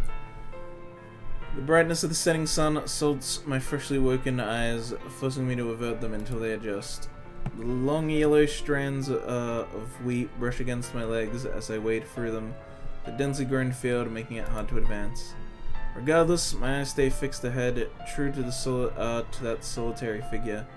Within minutes, I reach her, meters behind her, turned back. Lilly? She simply nods. Where's Hanako? She's in bed. She went to sleep after I calmed her down. She says it matter-of-factly and with as few words as possible, as if saying any more was strictly forbidden. That is forbidden knowledge. There's something different about her. Her normally confident figure seems oddly fragile, her body offering no resistance to the breeze blowing her skirt. Oi, I'm clicking! The strands of wheat sway from side to side with a defending pause. What? Oh, well, deafening pause past us. The only sound being their rustling. As we stand in the field alone, I know what I have to ask. What's wrong, Lilly? You're not acting like you usually do. Remember when I talked of my family, Hisao? Your family? I look down in thought, shifting through my scattered memories. The event seems to leap ready in hand when I search for it, rising to the surface as soon as it was recalled.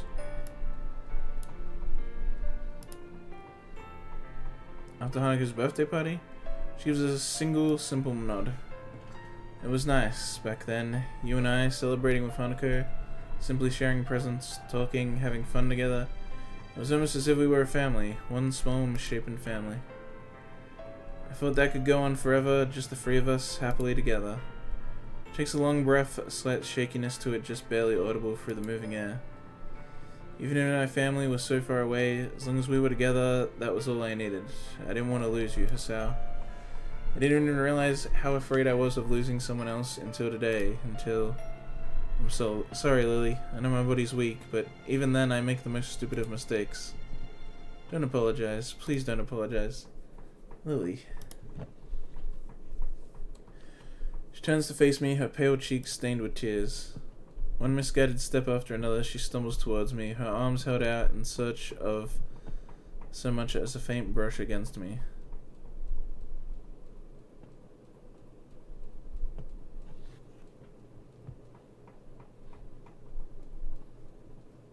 Hang on, I just got a message.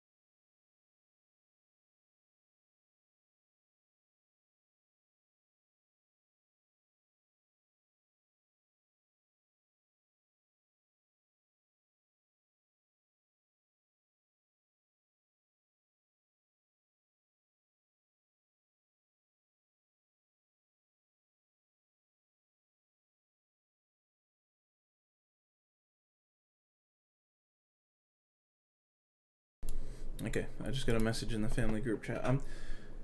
Right. Oh, whoa. Sweet fields. Oh, nice. Nice, windmill in the background. Reminds me of that one windmill in Barrack Springs. If you walk around the Barrack Springs Lake, you'll see this windmill near a bridge. It's a Pokestop if you're playing Pokemon Go. Did he just say, oh, whoa, did he? Wait, me? Did I say woo? Did I? Huh? Oh, I maybe accidentally. I was more like just going, ooh, like, more like OH, you know? My heart doesn't race nor pound as I step towards Lilly, gently taking and stilling her in my arms as she quickly clutches to me, sobbing. With her face trembling against my shoulders, the next words from her mouth are the last I expected. I love you, Sal. I love you, I love you, I love you, I love you. Ski, ski, ski, ski, ski. Die, ski, ski, ski, ski. Don't go away, I beg of you, never ever go away. I love you, so please. So that's why she's been acting like this. Tender voice when I called her thoughtless concern at the slightest pain I might feel. After having been left in Japan without her family and with only Akira, Hanako, and me around, she was afraid of losing yet another person who was close to her. She was genuinely worried for me. It's a strange feeling, a mix of surprise and sorrow, yet also of the deepest gratitude I think I've ever felt. The only reaction I can muster among my conflicting emotions is a calm sigh. You idiot. Baka! Hissa? For a fleeting moment, I feel her body becoming still. The only movement to be felt is the calm afternoon breeze. I said it before, didn't I? It's only natural to feel concerned about those around you. I'm still here, and I'll always be here, because I want to see you more each day, sharing your happiness to support you in your sadness. But most of all, I'll still be here because I want to see your smile, your true smile. He's going to protect that smile. A single gust of wind rustles the long strands of wheat. A second silence passes. Smile when you want to smile, cry when you want to cry. I love you, Lilly, so you don't need to hold back anymore. With that, her arms clutch my back as tightly as she can, her face buried beside mine.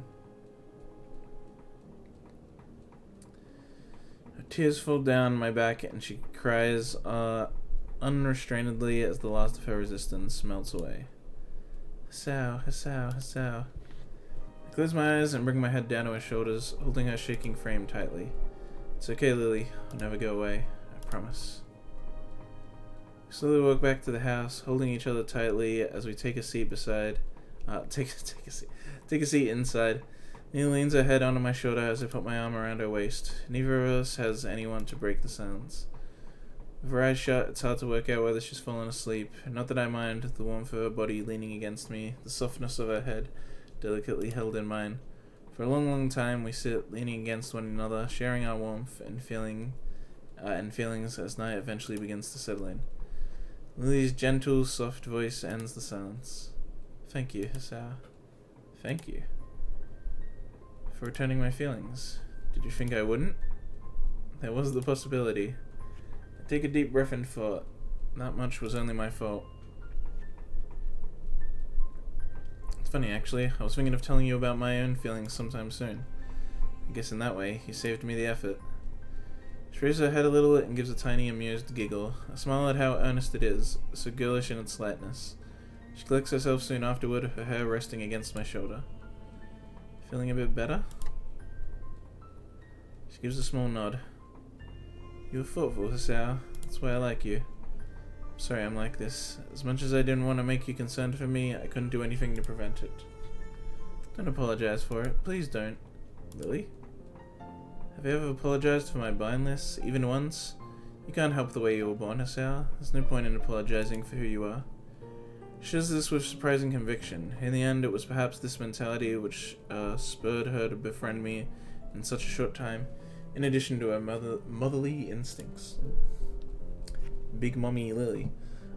She did seem to become trusting very quickly, but had never questioned why. Now it seems obvious that she did so to help me as I went through one of the lowest points in my life. I meant to respond, but cut myself off as I feel her fingers run gently through my hair.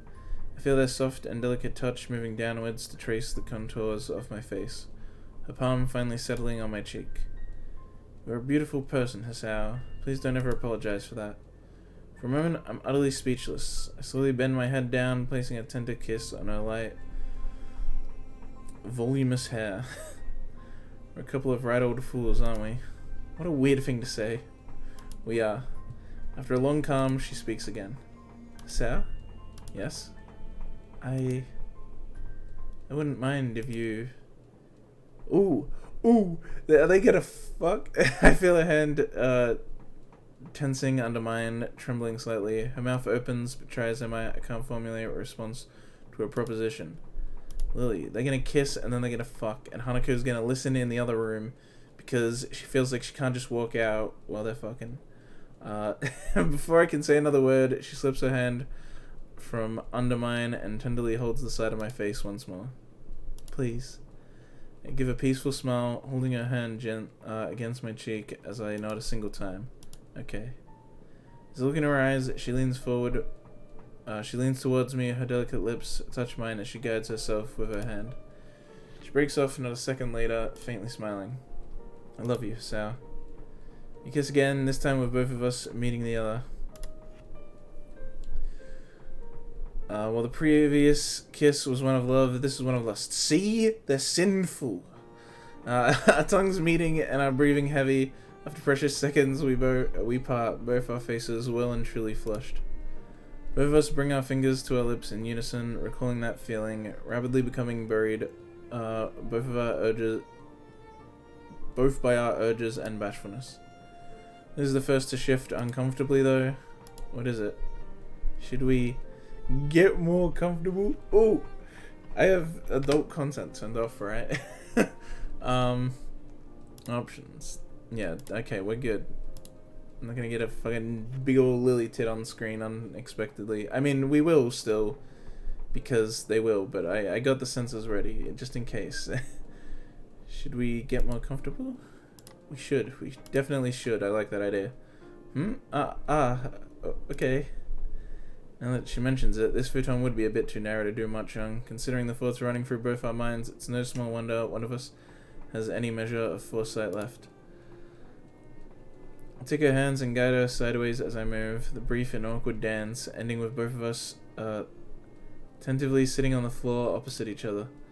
As I reach forward to pull her top up, she stops She stops after she moves her hand to do the same. You're shaking. I pause for a moment and look at my hands. Sure enough, they're quivering slightly. Whether it's from nervousness or excitement, I'm not sure. I guess I am. So you're as nervous as I am, then. I withdraw my hands and sigh, steadying myself. We've plenty of time, so there's no need to rush this. Sorry, it's my first time, so I'm a bit... She giggles shakily, all but confirming what I reasonably deduced by now. It's the same for me. I'm happy we could share this together. Dude, I wish... I kind of get that vibe, because when I first lost my virginity, it was not a great experience, because you just I'm about to die to sex. Yeah, but I mean, it's not great the first time. It's great in its own way, but it's not great in the way that I was like, I sucked at it. And my girlfriend was not a virgin, and so she was like kind of a bit annoyed at me, because she said like I didn't get the mood right or something, or like there was some other way I stuffed up, and I'm like, I've never done it. And then she's like, wait, really? And I was like, yeah. And then she's like, oh. And then she like realized, and she's like, oh, okay. It's fine. But it's like, yeah, being with someone who's actually got the same level of experience of you is better. Mainly if you're a virgin, being with someone who's a virgin is probably better, because you both kind of figure it out together. I imagine her smile twofold, leaning forward and taking her body in my arms as she reaches to hug me back. I love you, Lily. You already said that. Can't help grinning, even in such a situation. She still has her wits about her. Bring our embrace, we decide to take off our own clothing. While it's easier this way, I don't doubt it's just an attempt to distract ourselves from our nerves. With slightly stiff hands, I begin to slide the first button out from her shirt. Once we remove the last of our clothes, which end up haphazardly piled behind us, my breath is taken by the sight in front of me. Yeah, let's just... It's fun. Don't I have a better one?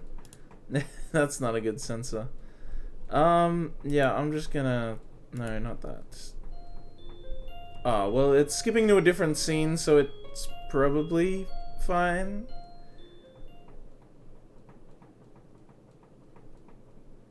Elo matching for sex when? Yeah, dude, you gotta have the same Elo as your partner, alright? Otherwise you can't have sex. Elo matching for sex. No, once you've done it a few times, it like doesn't even matter, cause like for the girl, it's like, I think it's like once they've done it like, you know, 3-4 times ish, it doesn't really hurt anymore. And then for the guy, it's like once you've done it a few times, you kind of get it. It doesn't take that long. Like if you've read erotic fiction, and there's always like it always talks about like, oh, I just kind of knew what to do. It's like, yeah, you kind of do, because like part of existing is that you're meant to have sex and reproduce. So it's like your instincts kind of can take over, and you can mostly do it. Once you've done it a few times, you like get it. It's there's just two levels. There's just virgin and then not virgin, pretty much.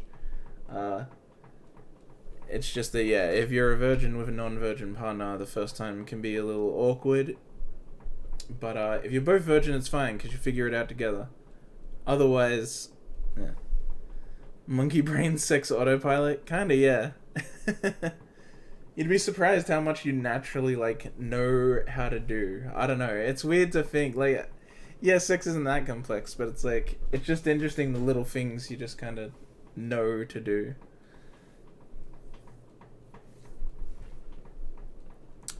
After being woken by a sound, I open my eyes with a measure of reluctance. Turning my head to the left, I find the rain outside. It sweeps across the windows loudly. Spray after wind-blown spray lashes against the glass as it tries its hardest to make up for the summer's previous heat. I sit up in the futon, holding the back of my neck to try and subdue the pain from my awkward sleeping position. By all accounts, I should be lamenting the turn in the weather, given that this is our last day here. The events of yesterday refuse to stop flooding my mind, though. The feeling of holding Lily's crying body in my arms, the rush of lust and hormones that flowed through us as we spent the night together, Seems almost futile to try and rationalize everything that happened.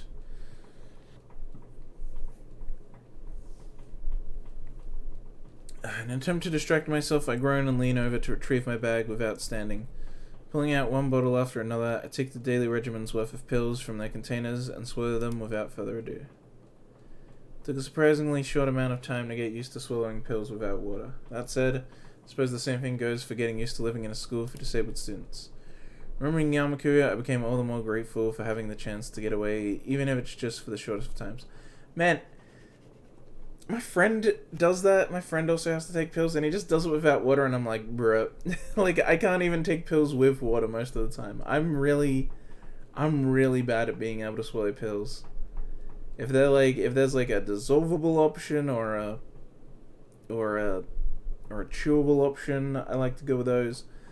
But mainly I just don't use water, and instead I use like food. Like if you get a little bit of food and you kind of chew it up, make it mushy, just slip the pill in there, and then you can swallow that really easily. Or if you use like Vegemite, I use just scoop out a little bit of Vegemite, put the pill in there, then just swallow that. Because it's like soft and mushy, I don't I don't have any aversion to it. It's very easy to just swallow it. You don't feel the hard with water. Water's too loose, and so I can still feel the pill in there and the hardness in my body. I have a really bad mental block about being able to swallow when it's like that. It takes an exhausting amount of mental effort to get past it. It's just something about me. Also, the way I swallow naturally is the way I swallow kind of closes my throat slightly because of the way I move my tongue. I kind of push my tongue up. And so it's hard to swallow and have something like a pill go down if it's in a certain position. Whatever. The point is, I don't use fucking water to take pills because I need Vegemite instead. Or yogurt. Yogurt works pretty well. Remembering Yamakuya, I've become all the more grateful for having the chance to get away, even if just for the shortest of times. I appreciate the chance to spend time alone with Lilly and Hanako, away from the bustle of school life, even considering the latest complications. I never thought I'd say it, but the idea of living away from the city in a nice, tranquil area is an inviting one. It's a thought that barely a year ago would have seemed simply ludicrous. Ludicrous. Flash of pink, no doubt Hanako's gown, peeks from around the corner. Realizing I must look a sight since I've only just woken up, I slap the remaining pills into my mouth and run a hand through my hair. Good morning, Hisao. Good. I reply to her, completely forgetting that I'm in the middle of swallowing a particularly large pill, coughing and sputtering, I violently gag on it. Hisao. After sputtering loudly and tapping my chest a couple of times to force it down, I managed to recover. I'm fine, sorry. I forgot I was swallowing. Sorry, I didn't mean to... I held my hand up, gesturing for Hanako to stop. I gagged. It's my fault. Morning, Hanako. She paused a moment before bowing in reply. Lilly... Is she not wearing pants? Yeah, she's not wearing pants. Pog. The shirt-only look is pretty hot, because you can see a lot of leg. Staggering in behind Hanako... Also dressed in her pajamas? Dude, is she... Oh no, she's wearing shorts. I see. Damn, not Pog. Staggering in behind Hanako is the familiar figure of Lilly, also dressed in her pajamas, with her eyes full of sleep and hair bedraggled. She's a sight to behold. Hi, Lilly. Good morning, Hisao. For a while, a silence hangs in the air as neither of us knows what to do. Given what happened last night, we both have more than enough reason to be finding the situation awkward. Just how are we meant to react to meeting each other after something like that? The best course of action would probably be to talk to Lilly alone to set things in order. Neurons not activated.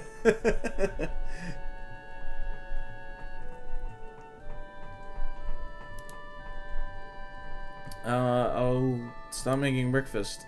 Lilly evidently catches on to my train of thought. I'll help. Hanako, could you set the table? She nods, her head disappearing into a cupboard as she quickly goes about her assigned task. Rub a little more sleep out of my eyes as I wander over to the fridge and take out some milk, and Lily grabs various brightly coloured boxes from some of the lower cupboards to my side. When we make the rather bland-looking meal, I whisper something more quietly than usual. Knowing Lily's hearing, she won't have any trouble catching what I say. You okay, Lily? After last night? She gives a delicate nod, her expression weak. Though its tiredness surely plays a part, she seems genuinely unsure about what's happening between us. And now to move ahead, I can't say I blame her, considering my feelings are the same. I'm sorry, Hisao. I wasn't thinking straight yesterday. I never stopped to consider you or Hanako, and I even went as far as... She's winding herself up, with her hands and voice both tightening. I give her a gentle bump to try and lighten up the situation. You don't have to apologize. I said I liked you as well, after all. But As her composure begins to falter, it becomes obvious there's no alternative. Turning to Lily, I gently embrace her tall frame. She offers no resistance at all, thankfully pulling back just from the edge of her emotions.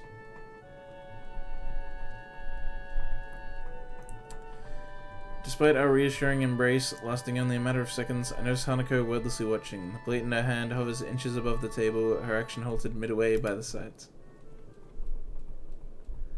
The clatter of utensils against plate is the only sound to be heard as we silently eat. Whereas before, only two of us may have been unsure of ourselves, the entire situation has changed. After weeks of blissful friendship, whiling away the days with shared meals and chatter with little meaning, the relationship of Lily and me, no, that of all of us, has irreversibly changed. I can't take this. Lily. She solemnly nods, gently laying her spoon onto the plate in front of her. Neither of us knows exactly how we regard each other, let alone how Hanako would view us. This might seem abrupt, but I've confessed to Hisao. For a moment, Hanako looks almost confused, precisely the reaction I'd thought she would have. She eventually nods, her spoon still in her mouth as she does. Hanako, in front of my salad? Really?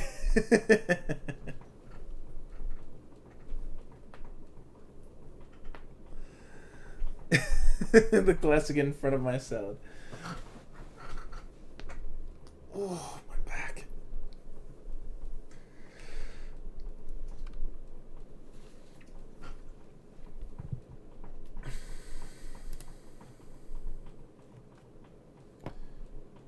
Did you accept? I did. She gives a smile so large and so earnest I find myself blushing. I think it's the brightest I've ever seen her expression look. Then I'm happy. I'm really, really happy. I'm sorry for not telling you anything about it before. Things have been... Hanako shakes her head from side to side empathetically, apparently forgetting it in a rush that Lily couldn't possibly notice. She begins fiddling with her fingers, looking a little more nervous than she did before. To be honest, I began to think you might like each other a while ago. At first I didn't really know what to think about it, but I decided in the end that if my friends are happy, then I'm happy. I was really glad to have another friend when we met Hisao, so you finding love for him is even better, right? Except when we break up and the whole thing is a mess. A feeling of relief at her acceptance of our relationship falls over me like a wave. The same happens to Lily, judging by her expression. Thank you, Hanako. I really appreciate you being so understanding. Lily's voice still sounds slightly apologetic, or at least unsure. This doesn't escape Hanako, who appears lost in thought for a few moments before turning to me. Hisao, do you mind if Lily and I go outside for a bit?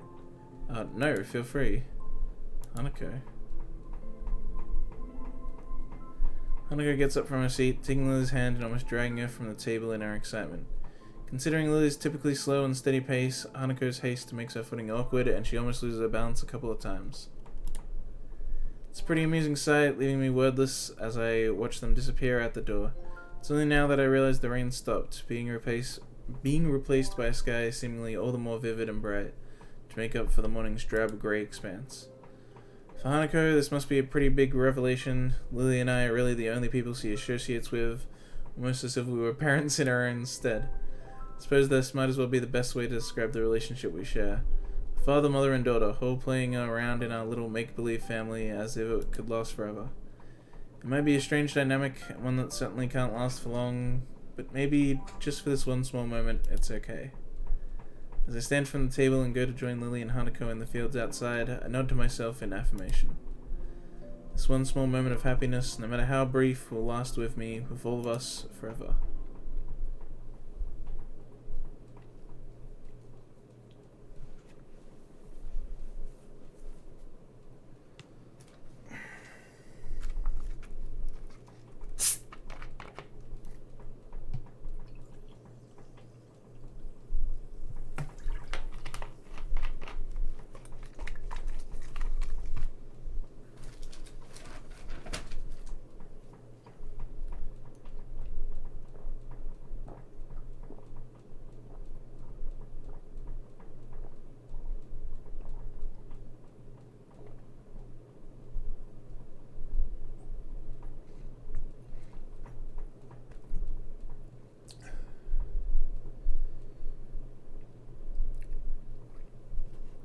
Hang on, I need a... Yeah, I need to take a short break for a sec. I don't know how close we are to being done, but it feels like maybe we're close? I don't know, so... I feel like I kind of want to just keep going until we get done. For some reason, aren't there Act 4s? aren't there Act 4s? I don't know. No, I'm not dying. It's just, it's been 2 hours, which, as you know, is usually my usual for a visual, well, usual for Katawa Shoujo. So I just need to take a minute, refill my drink, kind of, because I can start to feel the strain on my voice as well. Also, it's just fucking hot, so I wanna like wash my face and sort myself out for a sec. I'll be back. I'll be back soon. Won't be long.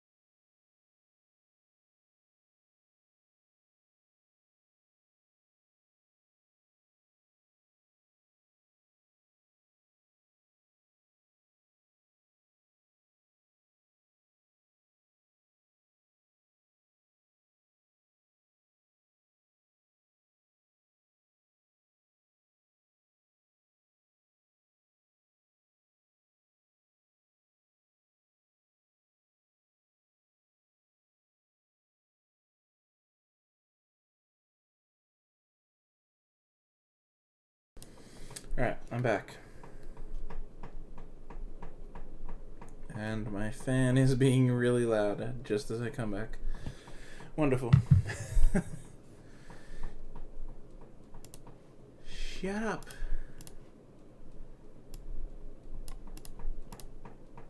Bro. This fan is too loud.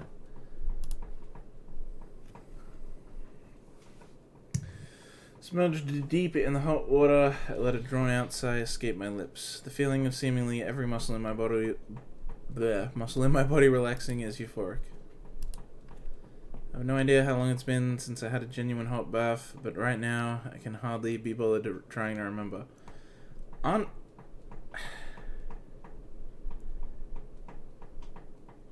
guess if he lives in a dorm, maybe they don't have... I guess they don't have baths at Yamaku. I guess that may... But how do dorms work in Japan, actually, I wonder?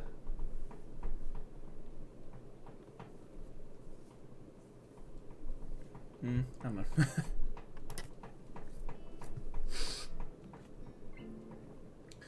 Maybe I'm giving the simple fact that for once I get to have a real bath more credit than it's due. The chance to just calm down, allow myself to unwind, and have some time to myself is a welcome one.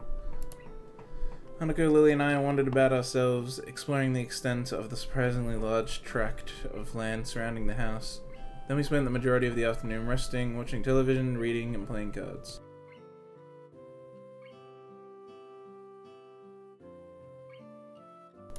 Sorry, I had to sneeze.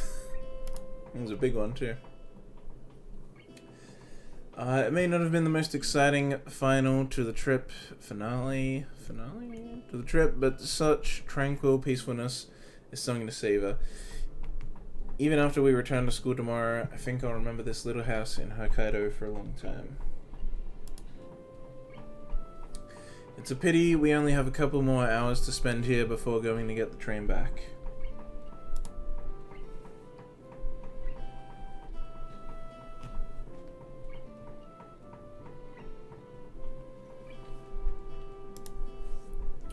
I look into his yawn contentedly while I watch the steam slowly rise from the clear water's placid surface, my eyes eventually locking onto the ceiling. Our exams are imminent. I've barely studied at all for them. On top of that, I don't even know what I'll do after graduation. Passing exams is all well and good, but to what end? Also, now of all times, I'm getting into a relationship. What the hell am I doing? I guess I shouldn't think like that. What's done is done, and maybe this could be viewed as just another aspect of my new life that I'm working on. I enjoy being with Lilly, and there's more to life than school and a career after all. As I busily attempt to rationalize all that's happening, I hear a series of raps on the door. I pick myself up and sit upright, trying to figure out the source. Free, no more, no less. Light yet assertive in their tapping, and timid irregularly enough to tune a metronome. I'd be extremely surprised if it wasn't Lilly. May I come in? Yeah, it's Lilly. I'm still in the bath. I'll be out in a sec. I know. Ooh! The voice coming from the other side of the door freezes me. After a second's thought, I rest on the side of the bath and let my arms dangle over the side. Despite trying my best to play it off, I can't help letting my mind wander. Sure, come in. Bath sex. I mean, they have already seen each other naked, so it's not like it matters.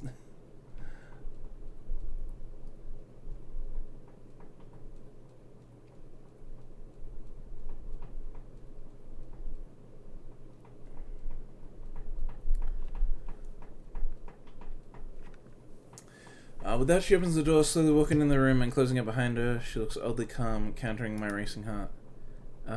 Hey, Lilly. Oh, right, she's naked she's blind anyway.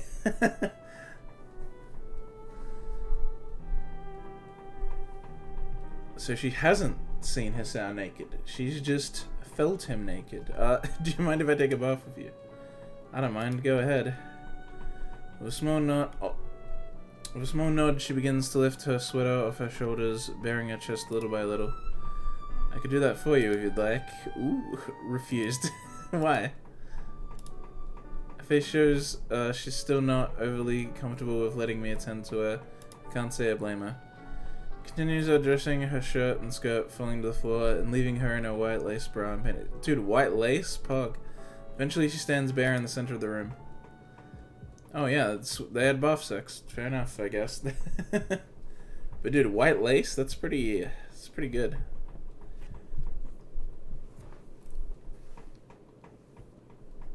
White isn't my favorite. What was with that visual glitch? White isn't my favorite color of lingerie. I like pink a lot more. But I guess would white? Yeah, white would probably be second for me. Rockmelon, true, cantaloupe. Yeah, I mean, but white's pretty good, and lace white in particular is pretty good. I also just like it more than normal, simply because that was the like my ex-girlfriend at one point like surprised me by buying lingerie for herself, and it was like white lace. So yeah, white lace has a special place in my heart. Because I always just think of that whenever I see white lingerie. After a chaotic dash to the station and finding our seats in the otherwise deserted carriage, we promptly crashed. Looking at the time, close to midnight, it's little surprise that few take this particular train. Hanako was fast asleep on Lily's shoulder, and I can only barely muster the energy to stay awake. The excitement we had a while ago probably didn't help. I'd probably be pretty depressed about going back to school if my brain was actually working. As it is, though, the sight of the nighttime scenery scrolling by is surprisingly beautiful. My loud yawn is nearly wholly drowned out by the crackling of the train tracks and the old carriages rattling. So tired. And whose fault is that, Hassao? She really does toe the line between insulting and amusing sometimes, though I manage to wring out a wary smile.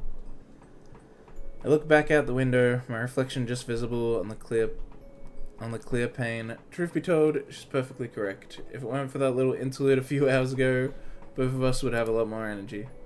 On top of that, we both had to take another bath, very nearly making us late for the train's departure. Yeah, that's the thing. Yeah, it was mine. Still, getting into the bath with a guy is a dangerous thing to do. Evidently. Sorry, I guess I kind of took advantage of the situation back there. Well, I didn't exactly hate it. As she trails off, I look back to her eyes narrow as I see her slightly reddened cheeks and small grin, her mind obviously elsewhere. Say it. I knew the possibility of it happening was there. I knew it. You're just as dirty as minded as I am. She quickly coughs into her free hand, making her disapproval crystal clear. It's a rather crude way of putting it. Oh, and you would suggest? I really have a healthy adolescent sex drive. Fair. Oh, look at that pout. She's doing the thing. Doing the thing. Doing the puffy cheek thing. Why do I have that there? So in other words, dirty-minded. Almost seeming to sense the moment, Hanako mumbles quietly as she furrows her brow in Lily's lap. Lily's look of disapproval melts away as she gently smiles and strokes her hand on Hanako's long, dark hair. Hanako, I'm just here. Yeah, she's just here. All I can do is watch and smile. If someone were to ask me when I fell in love with her, I wouldn't be able to answer. The best I'd be able to come up with, it just happened at some point, but I didn't realize it. If someone were to ask me why I love her, though, that I could answer very much more easily. Wait, what? Oh no, just... You really love Hanako, don't you? She gives a deep nod, smiling warmly. It's a pity we had to return to school. She seemed to relax so much while we were all away.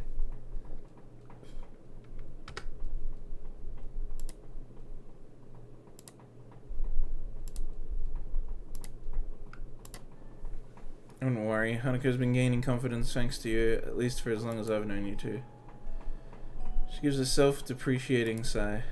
I think I merely provided her with company and support. Since she came to know you, she's opened up much more, even to me. I get the feeling she's understating her influence on Hanuko, especially given that before the two came to know each other, Hanuko had no friends to speak of. The friends I'd had in my previous school fulfilled what I'd have expected of them, for the most part, simply being there for idle chatter, but in Hanuko and Lilly, there really feels to be more to their relationship.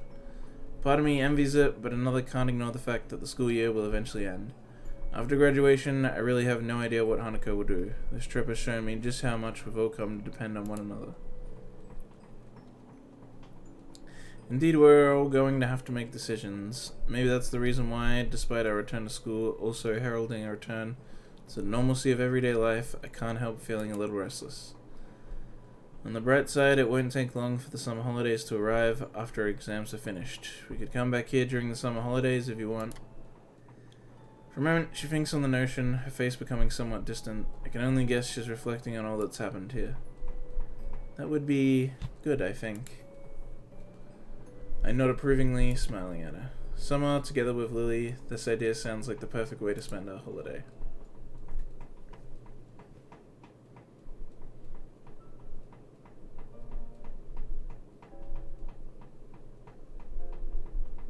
Oh, there is an Act 4. Yeah, I was right. I guess I shouldn't be surprised they're in a relationship by the end of Act 3. We were in a relationship with Shizuna by like the end of Act 2, so that adds up. Okay, in that case I'm not going to the end, because I'm not going to do a whole nother act. In that case, I'll end the stream here. As usual, it's just hard to do more than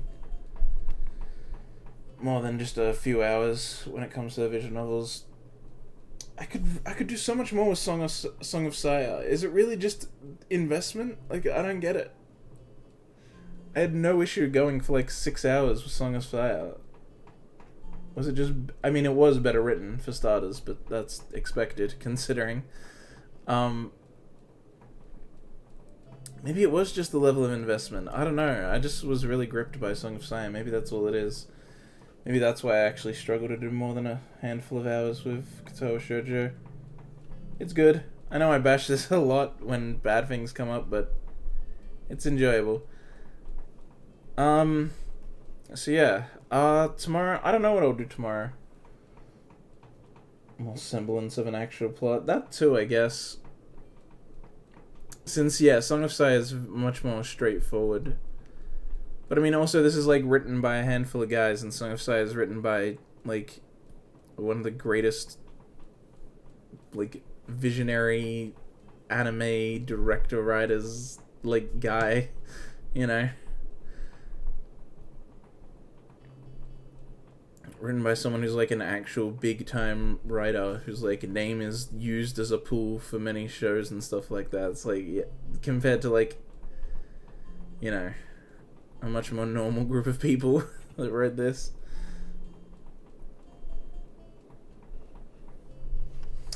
But yeah. So yeah. I don't know what I'll do tomorrow. I'll try to stream tomorrow. If I do, maybe I'll just do Katawa Shoujo again. I don't know. I'll just do whatever I feel like. I don't know. The schedule worked because it's like I felt like doing the schedule, but now I don't feel like doing the schedule anymore, so I'm just gonna do whatever the hell I feel like on the day. Yeah. So hopefully I'll stream again tomorrow. I wanted to be more consistent this week. Let me see. Is there anyone to host? Not really. Alright, whatever. Yeah, so I'll see you all next time. I hope you enjoyed. Stay frosty. And, yeah, I mean, 2 and almost a half hours is not bad. I'm pretty happy with the progress, so. Next time we do Katawa Shoujo, I'll hopefully do all of Act 4 for Lilly. Alright. CEO, stay frosty. I'm gonna eat sushi.